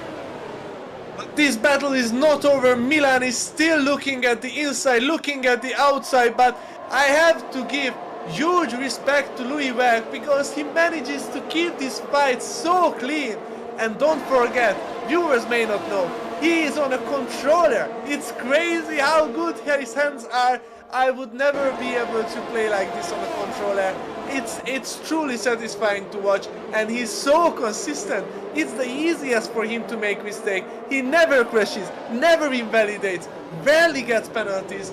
It's so crazy how intelligently he is racing. And who is out? What happened with Tomek? He just lost 2 positions, probably a leg or something, I don't know, but he was leading quite confidently, and now Alpine is leading and Akinci into P2. Tomek doesn't seem to be losing a lot of time, so I think he doesn't have damage luckily this time, but it's impossible that he got overtaken by 2 people at once and we didn't see it. Yeah, no, absolutely. There must have been a mistake somewhere, I think, in that run down towards turn 1, but nevertheless, a little mistake potentially from Akinci, heading down now into the next chicane, and as they do so, certainly no move yet from Paradis, but we did have a lot of action on lap 1. Zsolt Bial DNF'd, as well as Iker Baena. Zsolt Bial actually retiring in the pit lane after what I can only believe was some contact between him and Iker Baena on lap 1. Kedon Lutt also received wing damage as well. I did see the front wing of that Ferrari go in, and indeed into the pit straight away goes Tommy Paradis. Now, is that a damage call or is that a strategy call there? I think it's strategy. I told these tires overheat pretty fast, so he will get track position quite early, and I think Peoples will react to it, so he won't have so old tires compared to the others. But now, because now he pressured everyone to go into the pit quite early, and there we see Stachulec as well. They always seem to follow each other's strategy, and they always seem to end up in the front, and only a crash can separate them from the victory and podium positions most of the time. Well, that could be the way forward. If they've all jumped together, then it must be the way forward. There's Lewis Welch, fresh from his battle with Milan Meyer, who is still in behind the Williams driver right now and could get close once again. DRS will be a huge factor, certainly at certain points for these drivers now to certainly make moves. But then again, I can imagine the pit stop phase is going to be very vital around Zandvoort. Of course, if you could pit early, and certainly get an undercut. That could be a mastermind strategy in order to win this race. We'll have to wait and see if it pays off for Tomek Perazis, as we're now watching the drivers now make their way down through towards turn 1, and in the pit straight away, Samuel Bean comes in, so does Akinci, and they're all responding to the pit stop by Tomek Perazis. Let's see where the pole comes out as he makes his way around the next right-hander. Big lap that is now for Tomek Perazis. Needs to get ahead now of Samuel Bean and Akinci down through towards turn 1. Will he get ahead? There you can see now Samuel Bean on the exit. Here comes Perazis, wheel to wheel now. This is so key, so important. Perazis now effectively net leader in this Grand Prix. Extraordinary, Dani Bereznay. Yeah, he made a mistake, or he had a mistake. Technically, he lost the lead, he lost 2 positions, but he kept his head cool, chose the absolutely best strategy, had an awesome outlap. We see that Stachulec was close behind in the pit, and now he is nearly 1 second off him, but I think it's not gonna be an easy race for him, because Samuel Bean now has more energy, because in the pit you can recover quite a few % of energy, and Tomek, I think he needed to use his ERS pretty hard, and now he cannot really break the ERS, cannot really break the toe. We see Samuel Bean really close behind, and this track, it will be interesting, because again, arriving P2 to the last lap, it's a great position if you can stay close in the last few corners, but here it's a little bit more risky than in Spa, because this last sector is pretty tricky and you cannot take all your position for granted, and sometimes you just need to go with your gut and try to push as hard as you can, and if you overtake, you overtake. You cannot play the strategy as much as on other tracks, because you just need to push and pray for the best.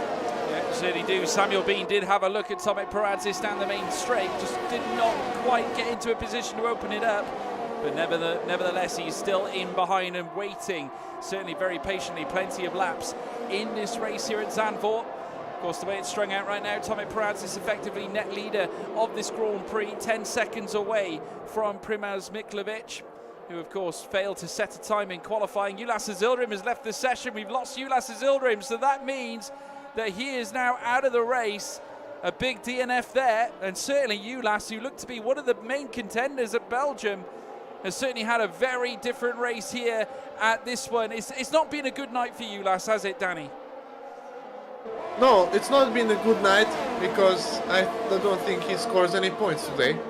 And what I'm thinking about is that a lot of people choose to start the race on the mediums, but I'm not thinking it's a great strategy, because we see how much those tires overheat, and to overtake you need to be close to the car ahead in the 3rd sector, and by the 3rd sector your tires overheat, the front tires. So even if you could be theoretically faster than someone, if you are faster in a place where you cannot overtake, and the crucial place your tires are gone, it's not easy to overtake. And I think here on this track the best strategy is to start on softs and pit early, but we will see if I'm right or not. It's also pretty important that which group battles the most, and now we are seeing that Bence Szabó-Kónyi leads the medium runners, and they are pretty calm there.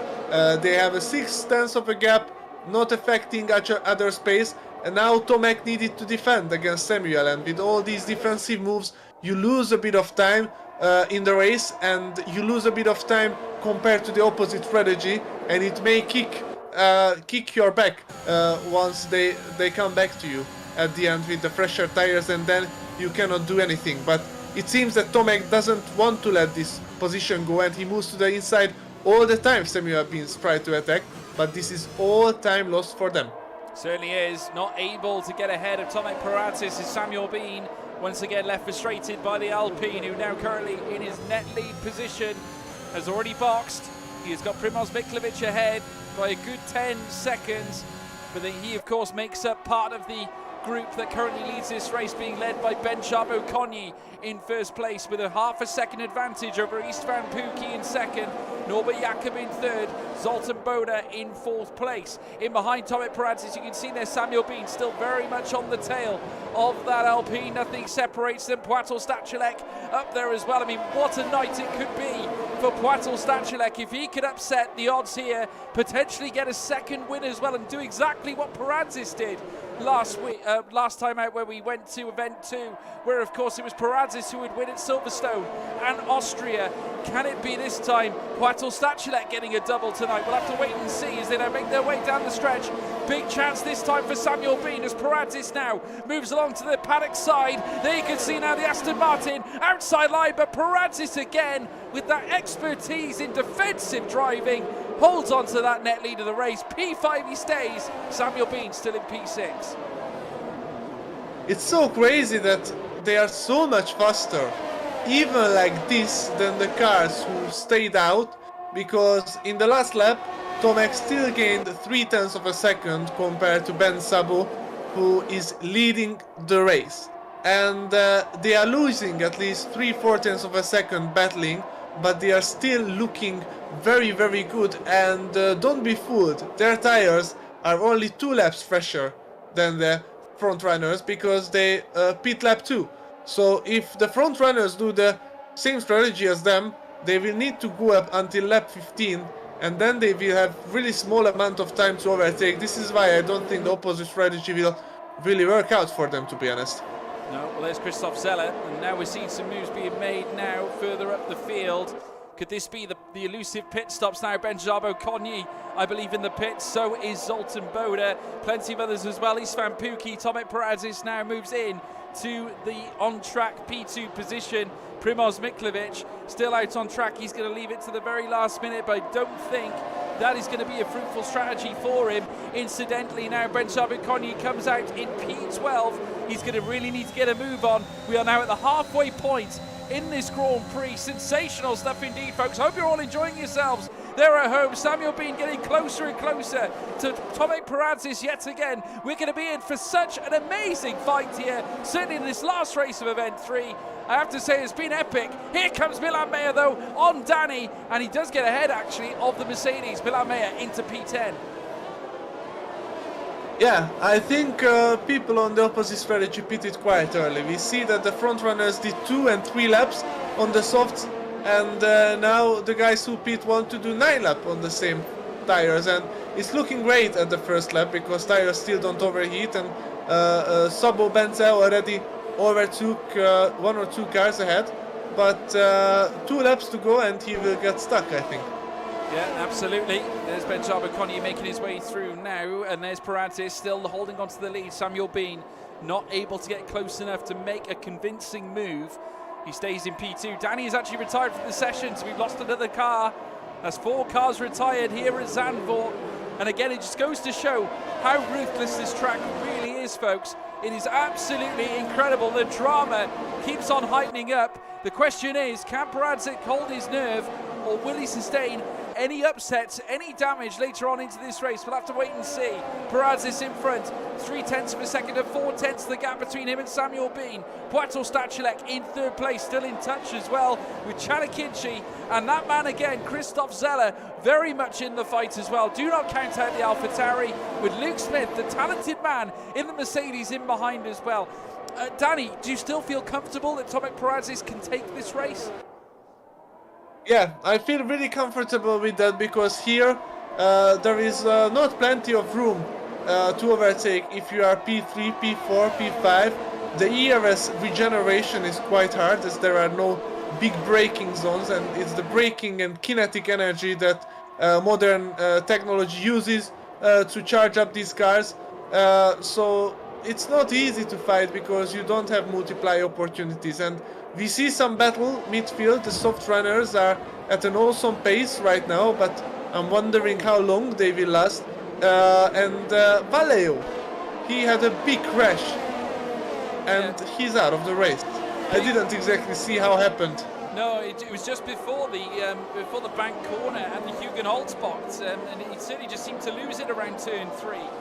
So not good at all for Ruben Vallejo. He is now out of the race, and that brings the DNF rating right up down to 5 cars out of this race, which is certainly not good as far as they're concerned. Not a good ratio that you want to see, but nevertheless just goes to show how tough this circuit really is, certainly when it comes to competitive racing. Akinci urging closer now towards Piotr Stachulec. It certainly feels like the calm before the storm here, folks. Lap 11 of 18. Samuel Bean, who has been left frustrated by Tomek Perazis, who has done a superb job defending the position in front of this race, as now we're seeing them come down the home straight again. Will Samuel Bean go for it this time? He switches to the inside. Very bold move this time from Samuel Bean. Every time he's been forced out wide. Oh no! Big crash again, potentially. No, he managed to recover it. Great save from Samuel Bean. It looked like he oversteered the car after a little bit of contact between him and Tomek Perazis. He was so lucky, Danny, to keep hold of that car. Yeah, the switching position from the outside to the inside was pretty good, but then when you are on the inside, it's easy to do as Binala. Vettel didn't do it for no reason. It's very easy to make slight contact and your car is unbalanced. You have a little bit of dirt here. You try to step on the throttle as soon as you possibly can, but you need to keep it tighter and turn and accelerate at the same time. So it's easy to lose the back end, and I'm wondering how much energy they are using and how much the cars behind saving, because the only opportunities for Stachulec and Akinci to overtake if they have a lot more energy than the cars in front at the end, and probably that is what they are playing for. But as we saw, Samuel Bean had a slide, and now he is fallen behind Tomek Perazis, and this is the first lap. He is not able to apply so much throttle, pressure, because probably his tires overheated a little bit, so he needs to calm down a bit. And then there is big fight, Louis Wag against Bence Szabó-Kónyi, and it's pretty hard for Louis with the controller, especially against Bence, who is on the soft tires, and they still seem to be working pretty great. Maybe the opposite strategy is not as bad as I mentioned. They are both in the points, and that's awesome to see. Bence, great recovery from outside of the top 10 start, and Louis Wag, it's awesome to see top 10 driver in the controller in a competitive field like this, in a hard track like this, when there is no place to make mistakes. 6 people is already out and he is being it consistent. Yeah, it's been superb to see, and you got to give Louis Welsh all the credit in the world after that incredible use of the pad, and he's done it so many times in the past as well, and has maintained his position in P8 as well. No damage this time for the Williams, and he's in the top 10 against some very talented competition as well. But incidentally, folks, going back towards the lead, Tomek Perazis is still holding on to a very good advantage, and the fact that the gap now has sprung out again, we've got another DNF as well. In fact, we've lost a couple. Ido Martin out of the race, so is Ruben Vallejo. Some incredible scenes here in lap 14 of 18. 4 laps left to go in this race, folks. Perazis now currently still holding on to a lead advantage now, just under 0.5 of a second, as Samuel Bean starts fighting to try and bring that gap down. But Perazis now with a huge chance to save up some energy, Danny, for the final fight. Yes, only 5 laps to go, including this one, and they are very, very close. I think Samuel Bean is actually a little bit faster. It's not easy to consistently follow someone this close on this track. He has 1 lap fresher tires. It may help, it may doesn't.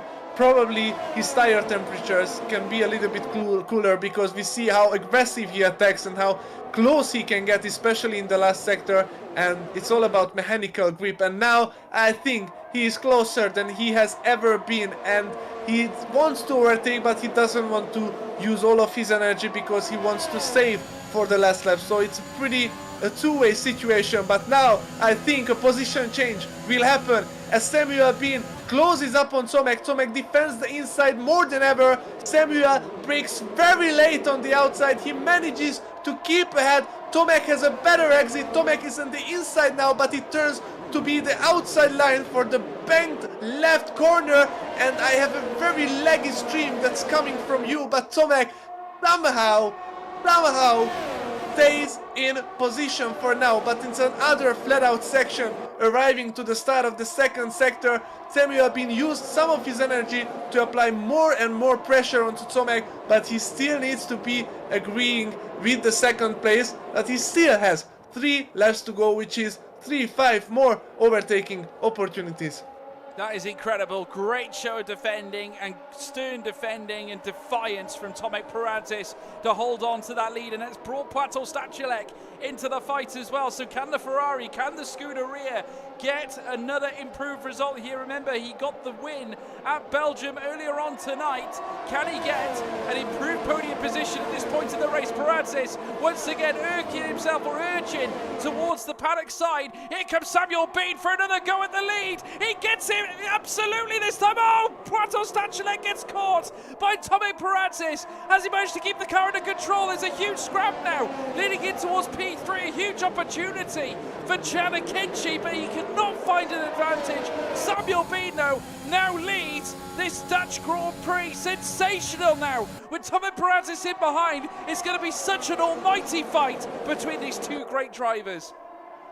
Yeah, Tomek defended all the time, but now he just left the door open, and the first place he did this, the first option he did this, Samuel Bean used this as an advantage and overtook him, and I think this point Samuel Bean turned to be the favorite on this race. I'm not sure if we can switch on to a Tomek on board, but I saw that Samuel has around 25% of ERS. If Tomek has more, then he still has a chance to fight, but we see how hard it is to overtake here, and he just left the door open and lost the position. But still, 2 laps to go, and 4 tenths behind Tomek is still a great position to overtake from, and he is closing in. He uses all of his energy, and he will re-overtake. This is crazy. A lead changed again, and it's all about the last lap, and we saw it's the best place to be second in Spa, but is it the best place to be second here? We will find out. Yeah, definitely. It's all or nothing now, folks. Lap 17 of 18. We're going to have one more lap after this one, which will tee up Samuel Bean an opportunity to overtake Tomek Paradis. We're going to be witnessing such an incredible fight, such an incredible battle. Minimal penalties in amongst the running cars that are left here in this race. Primož Miklavčič is also retired out of the race as well. Milan Meyer, he's coming into the pits as well. I can only fathom that that's going to be a retirement as well on his part as well, as now Paradis makes his way down the next straight now. DRS opens up again, heading down towards turn 11. They're now going to take turn 12 very shortly. Samuel Bean trying to stay within the window for DRS, and also within a possible opportunity for an overtake down the home straight. This is so important, so vital, certainly for Samuel Bean to try and notch some serious points now into this championship fight. Again, Paradis, he knows he must defend relentlessly. He's gonna be up against this Samuel Bean now. Outside line, side by side, around turn 1. The Alpine defends to the inside. The Aston Martin immediately straight onto the throttle, goes for broken Samuel Bean. Samuel Bean's done it. He's up into P1, a daring move, heading up through Sector 1, and he leads here on the final lap here at Zandvoort. What a crazy and confident overtake. Tomek is still applying pressure. This race is not over, but it will be really hard for Tomek to overtake. He is closer than anyone ever been in the second sector, and there are some corners to attack the inside line. They are both flashing, they are both out of energy. There is a DRS zone here, but it's quite short. It's not easy to overtake here, and 3 tenths of a second, it's maybe not enough, it's maybe over, but there comes the chicane, and they will be side by side here.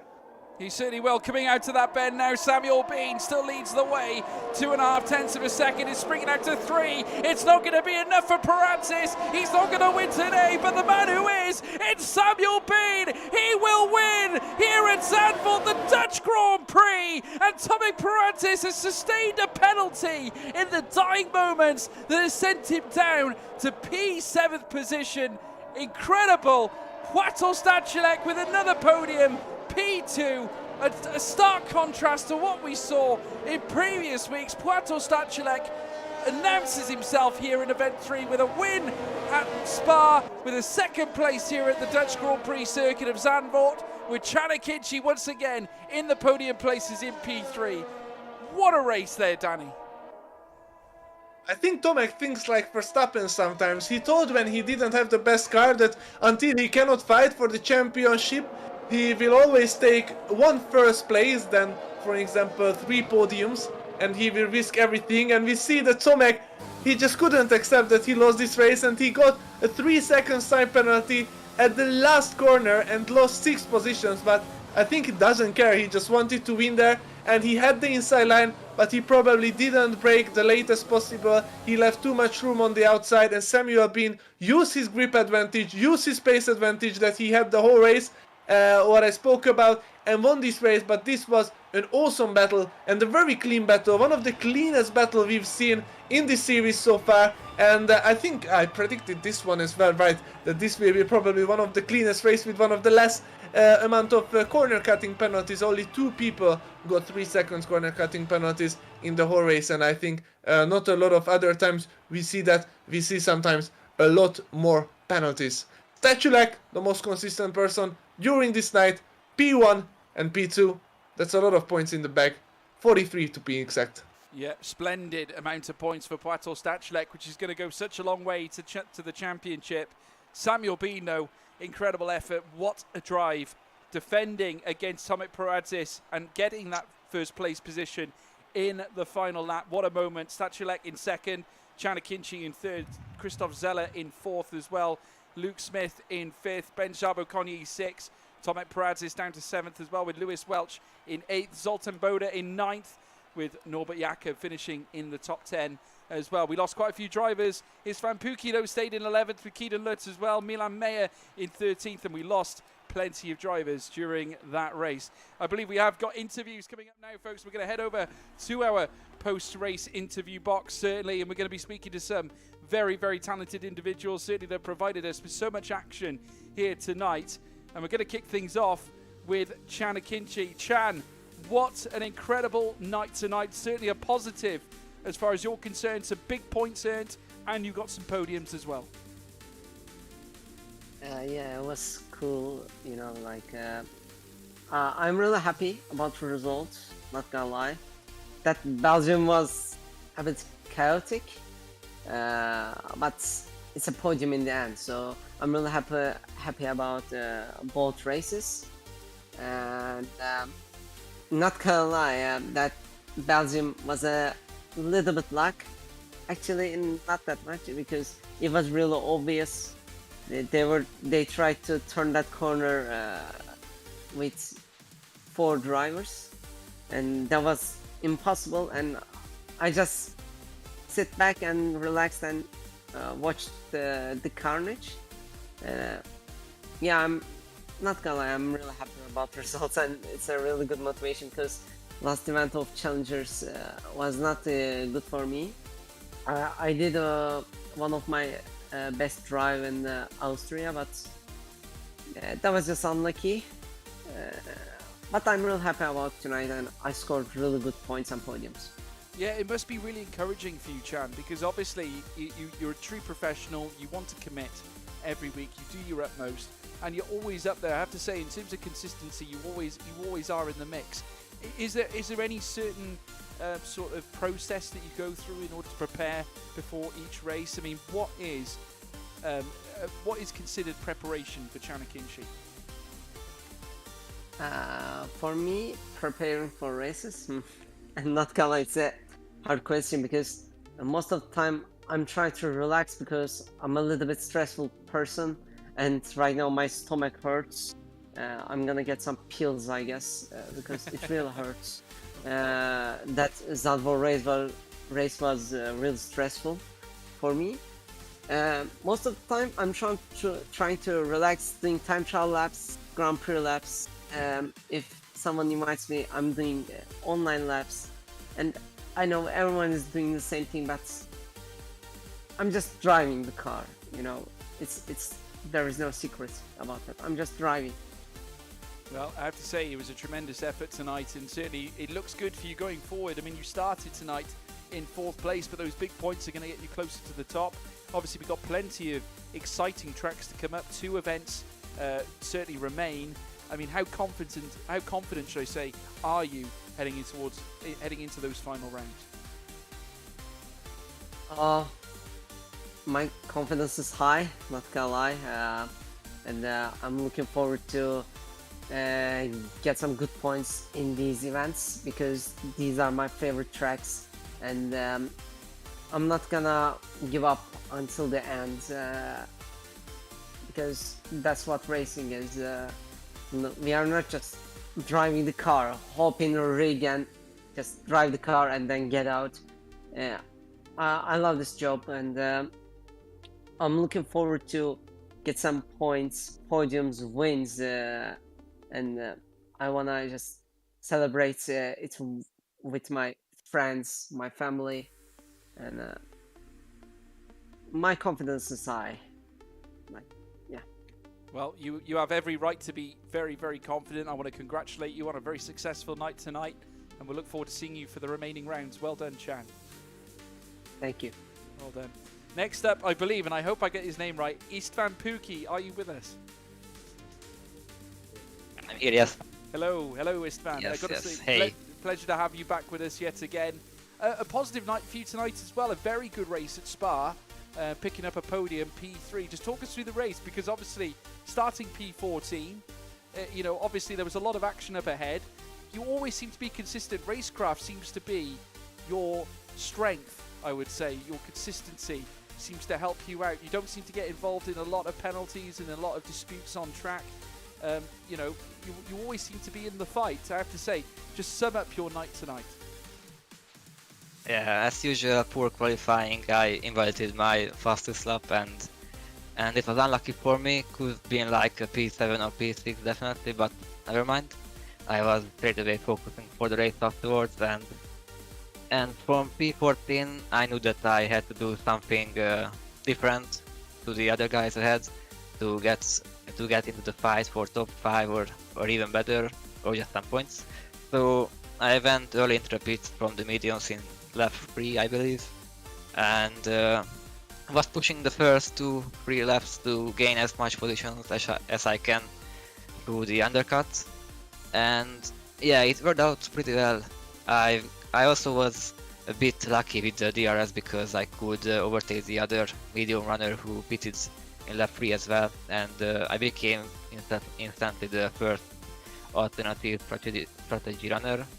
So then I was just fighting for the DRS with the lead group and managed to get into the 1 second barrier. So afterwards I was just managing my ERS and tried to avoid any contact and penalties and stuff, and sit back patiently waiting for the right moment, and seems like it worked out this time.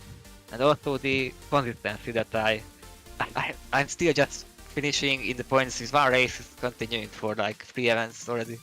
So that's a bit annoying, but I'm happy for the podium. Yeah, well, it's certainly a grand achievement, and you've always been in the fight, and certainly we've seen you right in there, in amongst some of the best in the business, certainly here in this series.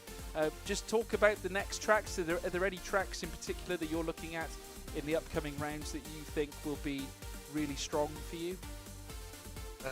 Gonna check what are the next tracks. Okay, it's Monza and Austin.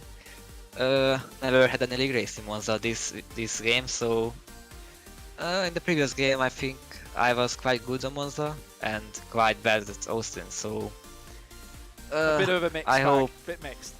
Yeah, like this time I like Spa, but I hate Zandvoort. I think this is my worst track in the entire calendar, so maybe another podium and a 0 in Austin would be nice, but hopefully I can get 1 podium and some points this time.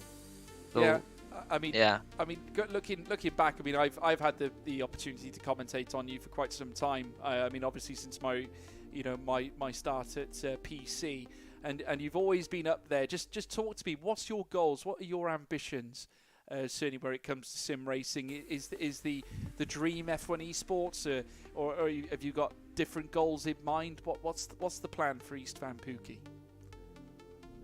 In this game, after I joined my current organization, FuturEsports, we are trying to get at least 1 driver into the F1 Esports Pro Series, and I aim to be the one. So I'm pushing as hard as I can.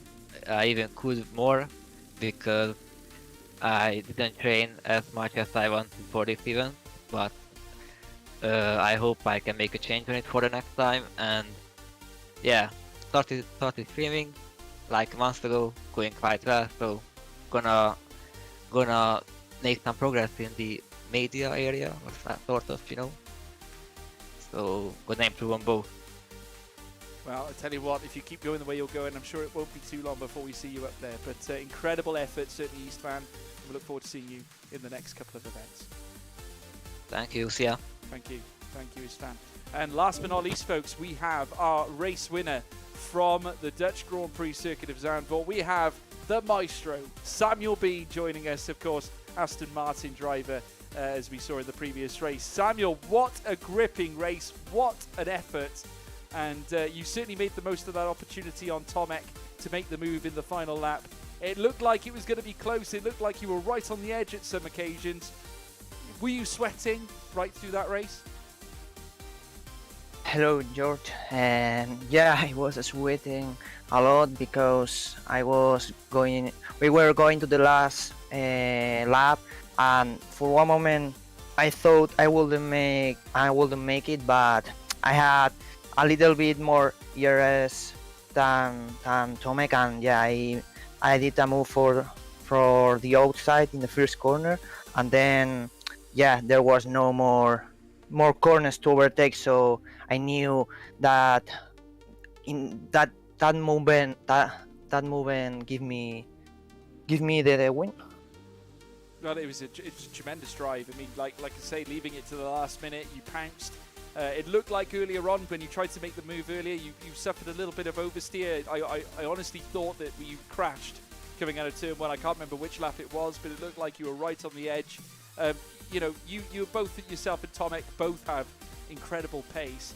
I mean, obviously you're both fighting against each other in terms of what's going on in challenges and things of that nature.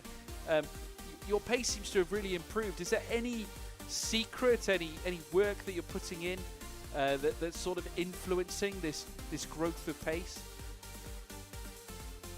I think it's more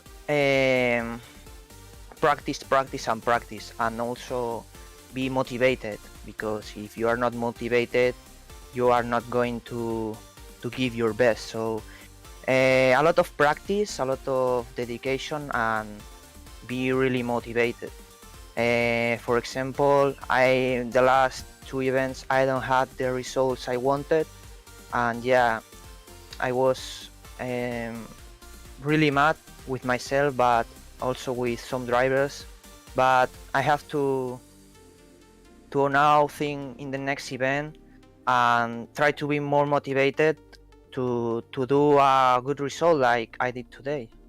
Yeah, we certainly had the pace today, and Zandvoort very technical as well, very tough to get ahead. Obviously, it doesn't offer the widest array of overtaking opportunities, but you certainly pulled it off. Did you think you had the win at that last moment? Did you think you were going to get it, or you know, were you confident, I suppose, that you were going to come out on top at Zandvoort? Yeah, I overtake Tomek in the 3 laps. In the last 3 laps, but then he overtake me in the lap 17, and it was really strange for me because he gave me the last opportunity to make a move in the straight in the last lap, and yeah, that's what I did. It worked really well for the outside, and yeah.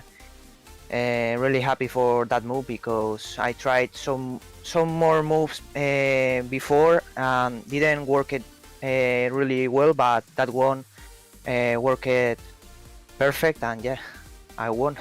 Well, it was a tremendous result, and obviously we'll look ahead to some grandiose events. You were absolutely superb tonight, Samuel. Great to see you in good form, and we look forward to seeing you when we head over to Austin, Texas.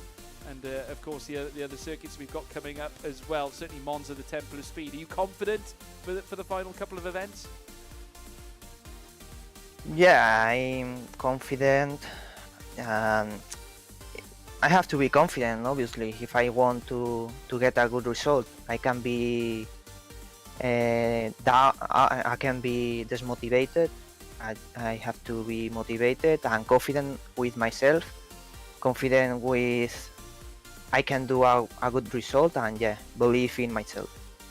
Yeah, incredible. Amazing stuff indeed, and scenes that we certainly like to see. We'll look forward to seeing you in the next event, and I'm sure without question you are going to be a force to be reckoned with. Samuel, thank you for joining us. Congratulations on your race win, and we'll see you next time at Monza and Austin.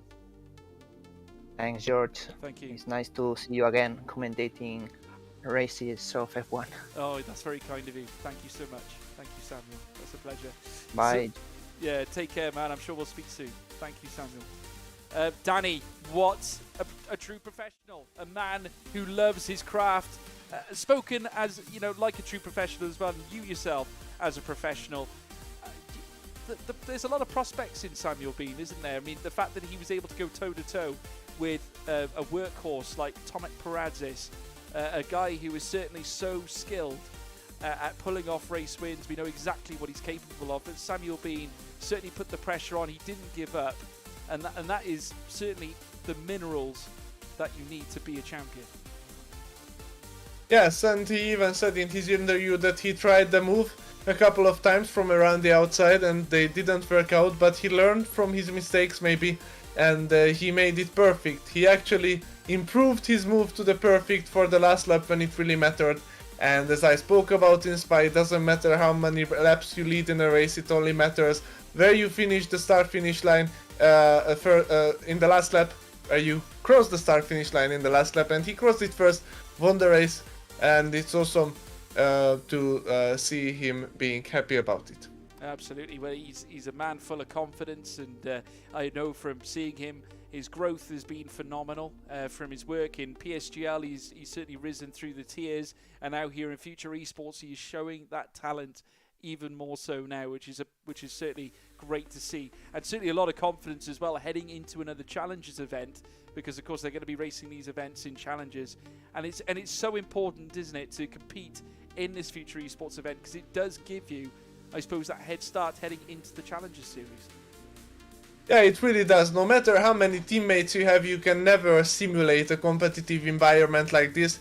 You can test all the kind of strategy. It's no point to send back. If you can win here, take the win and just repeat the same in the Challengers, and it will turn out to be great.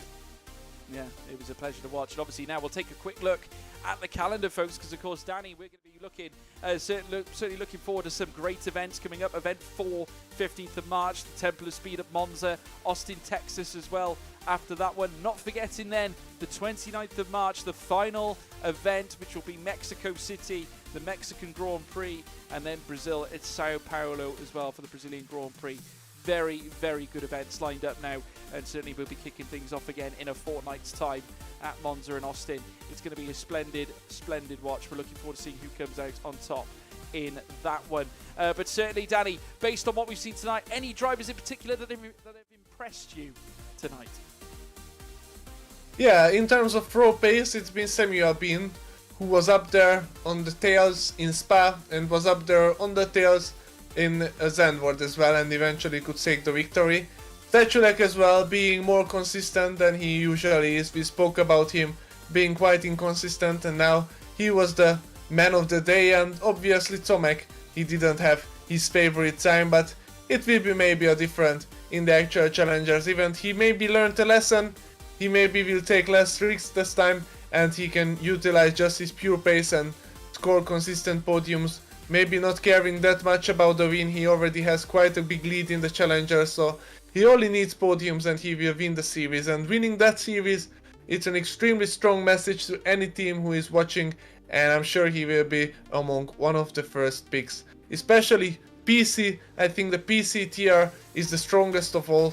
I don't want to disrespect any console players, but now it seems to be that most of the professional F1 esports guys are on PC, as most of the professional esports is running on PC, but obviously from Xbox and from PS4 as well, or actually PS5 now, there are more and more challengers coming in, but PC probably the strongest field, and Tomek is leading by quite a margin, so I'm thinking that no matter what happened today, he is still the guy to watch out for the most. Yeah, definitely. We look forward to seeing him certainly bring it again as much as the other drivers as well. It certainly has been a pleasure bringing all the action to you folks. I'd like to thank every single listener, and I'd also like to thank you as well, Dani Bereznay, for your expert analysis once again. You're an absolute true goat of the analytical comms world. It's always great to get your insight on what you think's going on track, which is superb. If you want to check out Future Esports, folks, don't forget you can subscribe to the YouTube channel as well. Leave a like if you've enjoyed the broadcast tonight. Not forgetting Twitch as well. Please leave a follow as well and stay up to date with all the broadcasts that are happening here on Future Esports. If you want to check out as well the social media, there is a Future Esports Instagram and Twitter page as well. Make sure you check them out. You can also check me out on Twitter as well and Instagram. My ad is also George Morgan TV, as you can see below. Dani Bereznay, of course. Where can they check you out? They can check me out everywhere, on YouTube, on Instagram or Twitter. Mostly Dani Bereznay or Formula Dani, as you see on Twitter. And yeah, leave a lot of like, leave a lot of love. And obviously follow us for a lot of great racing action. Absolutely right. Spoken absolutely perfectly there, Dani Bereznay. It's been a pleasure, everybody. What a night we had indeed. Piotr Stachulec certainly came back with a vengeance, but how about Samuel Bean? That last race was breathtaking. We'll see you next time, folks. Event 4, just around the corner. Take care. Goodbye.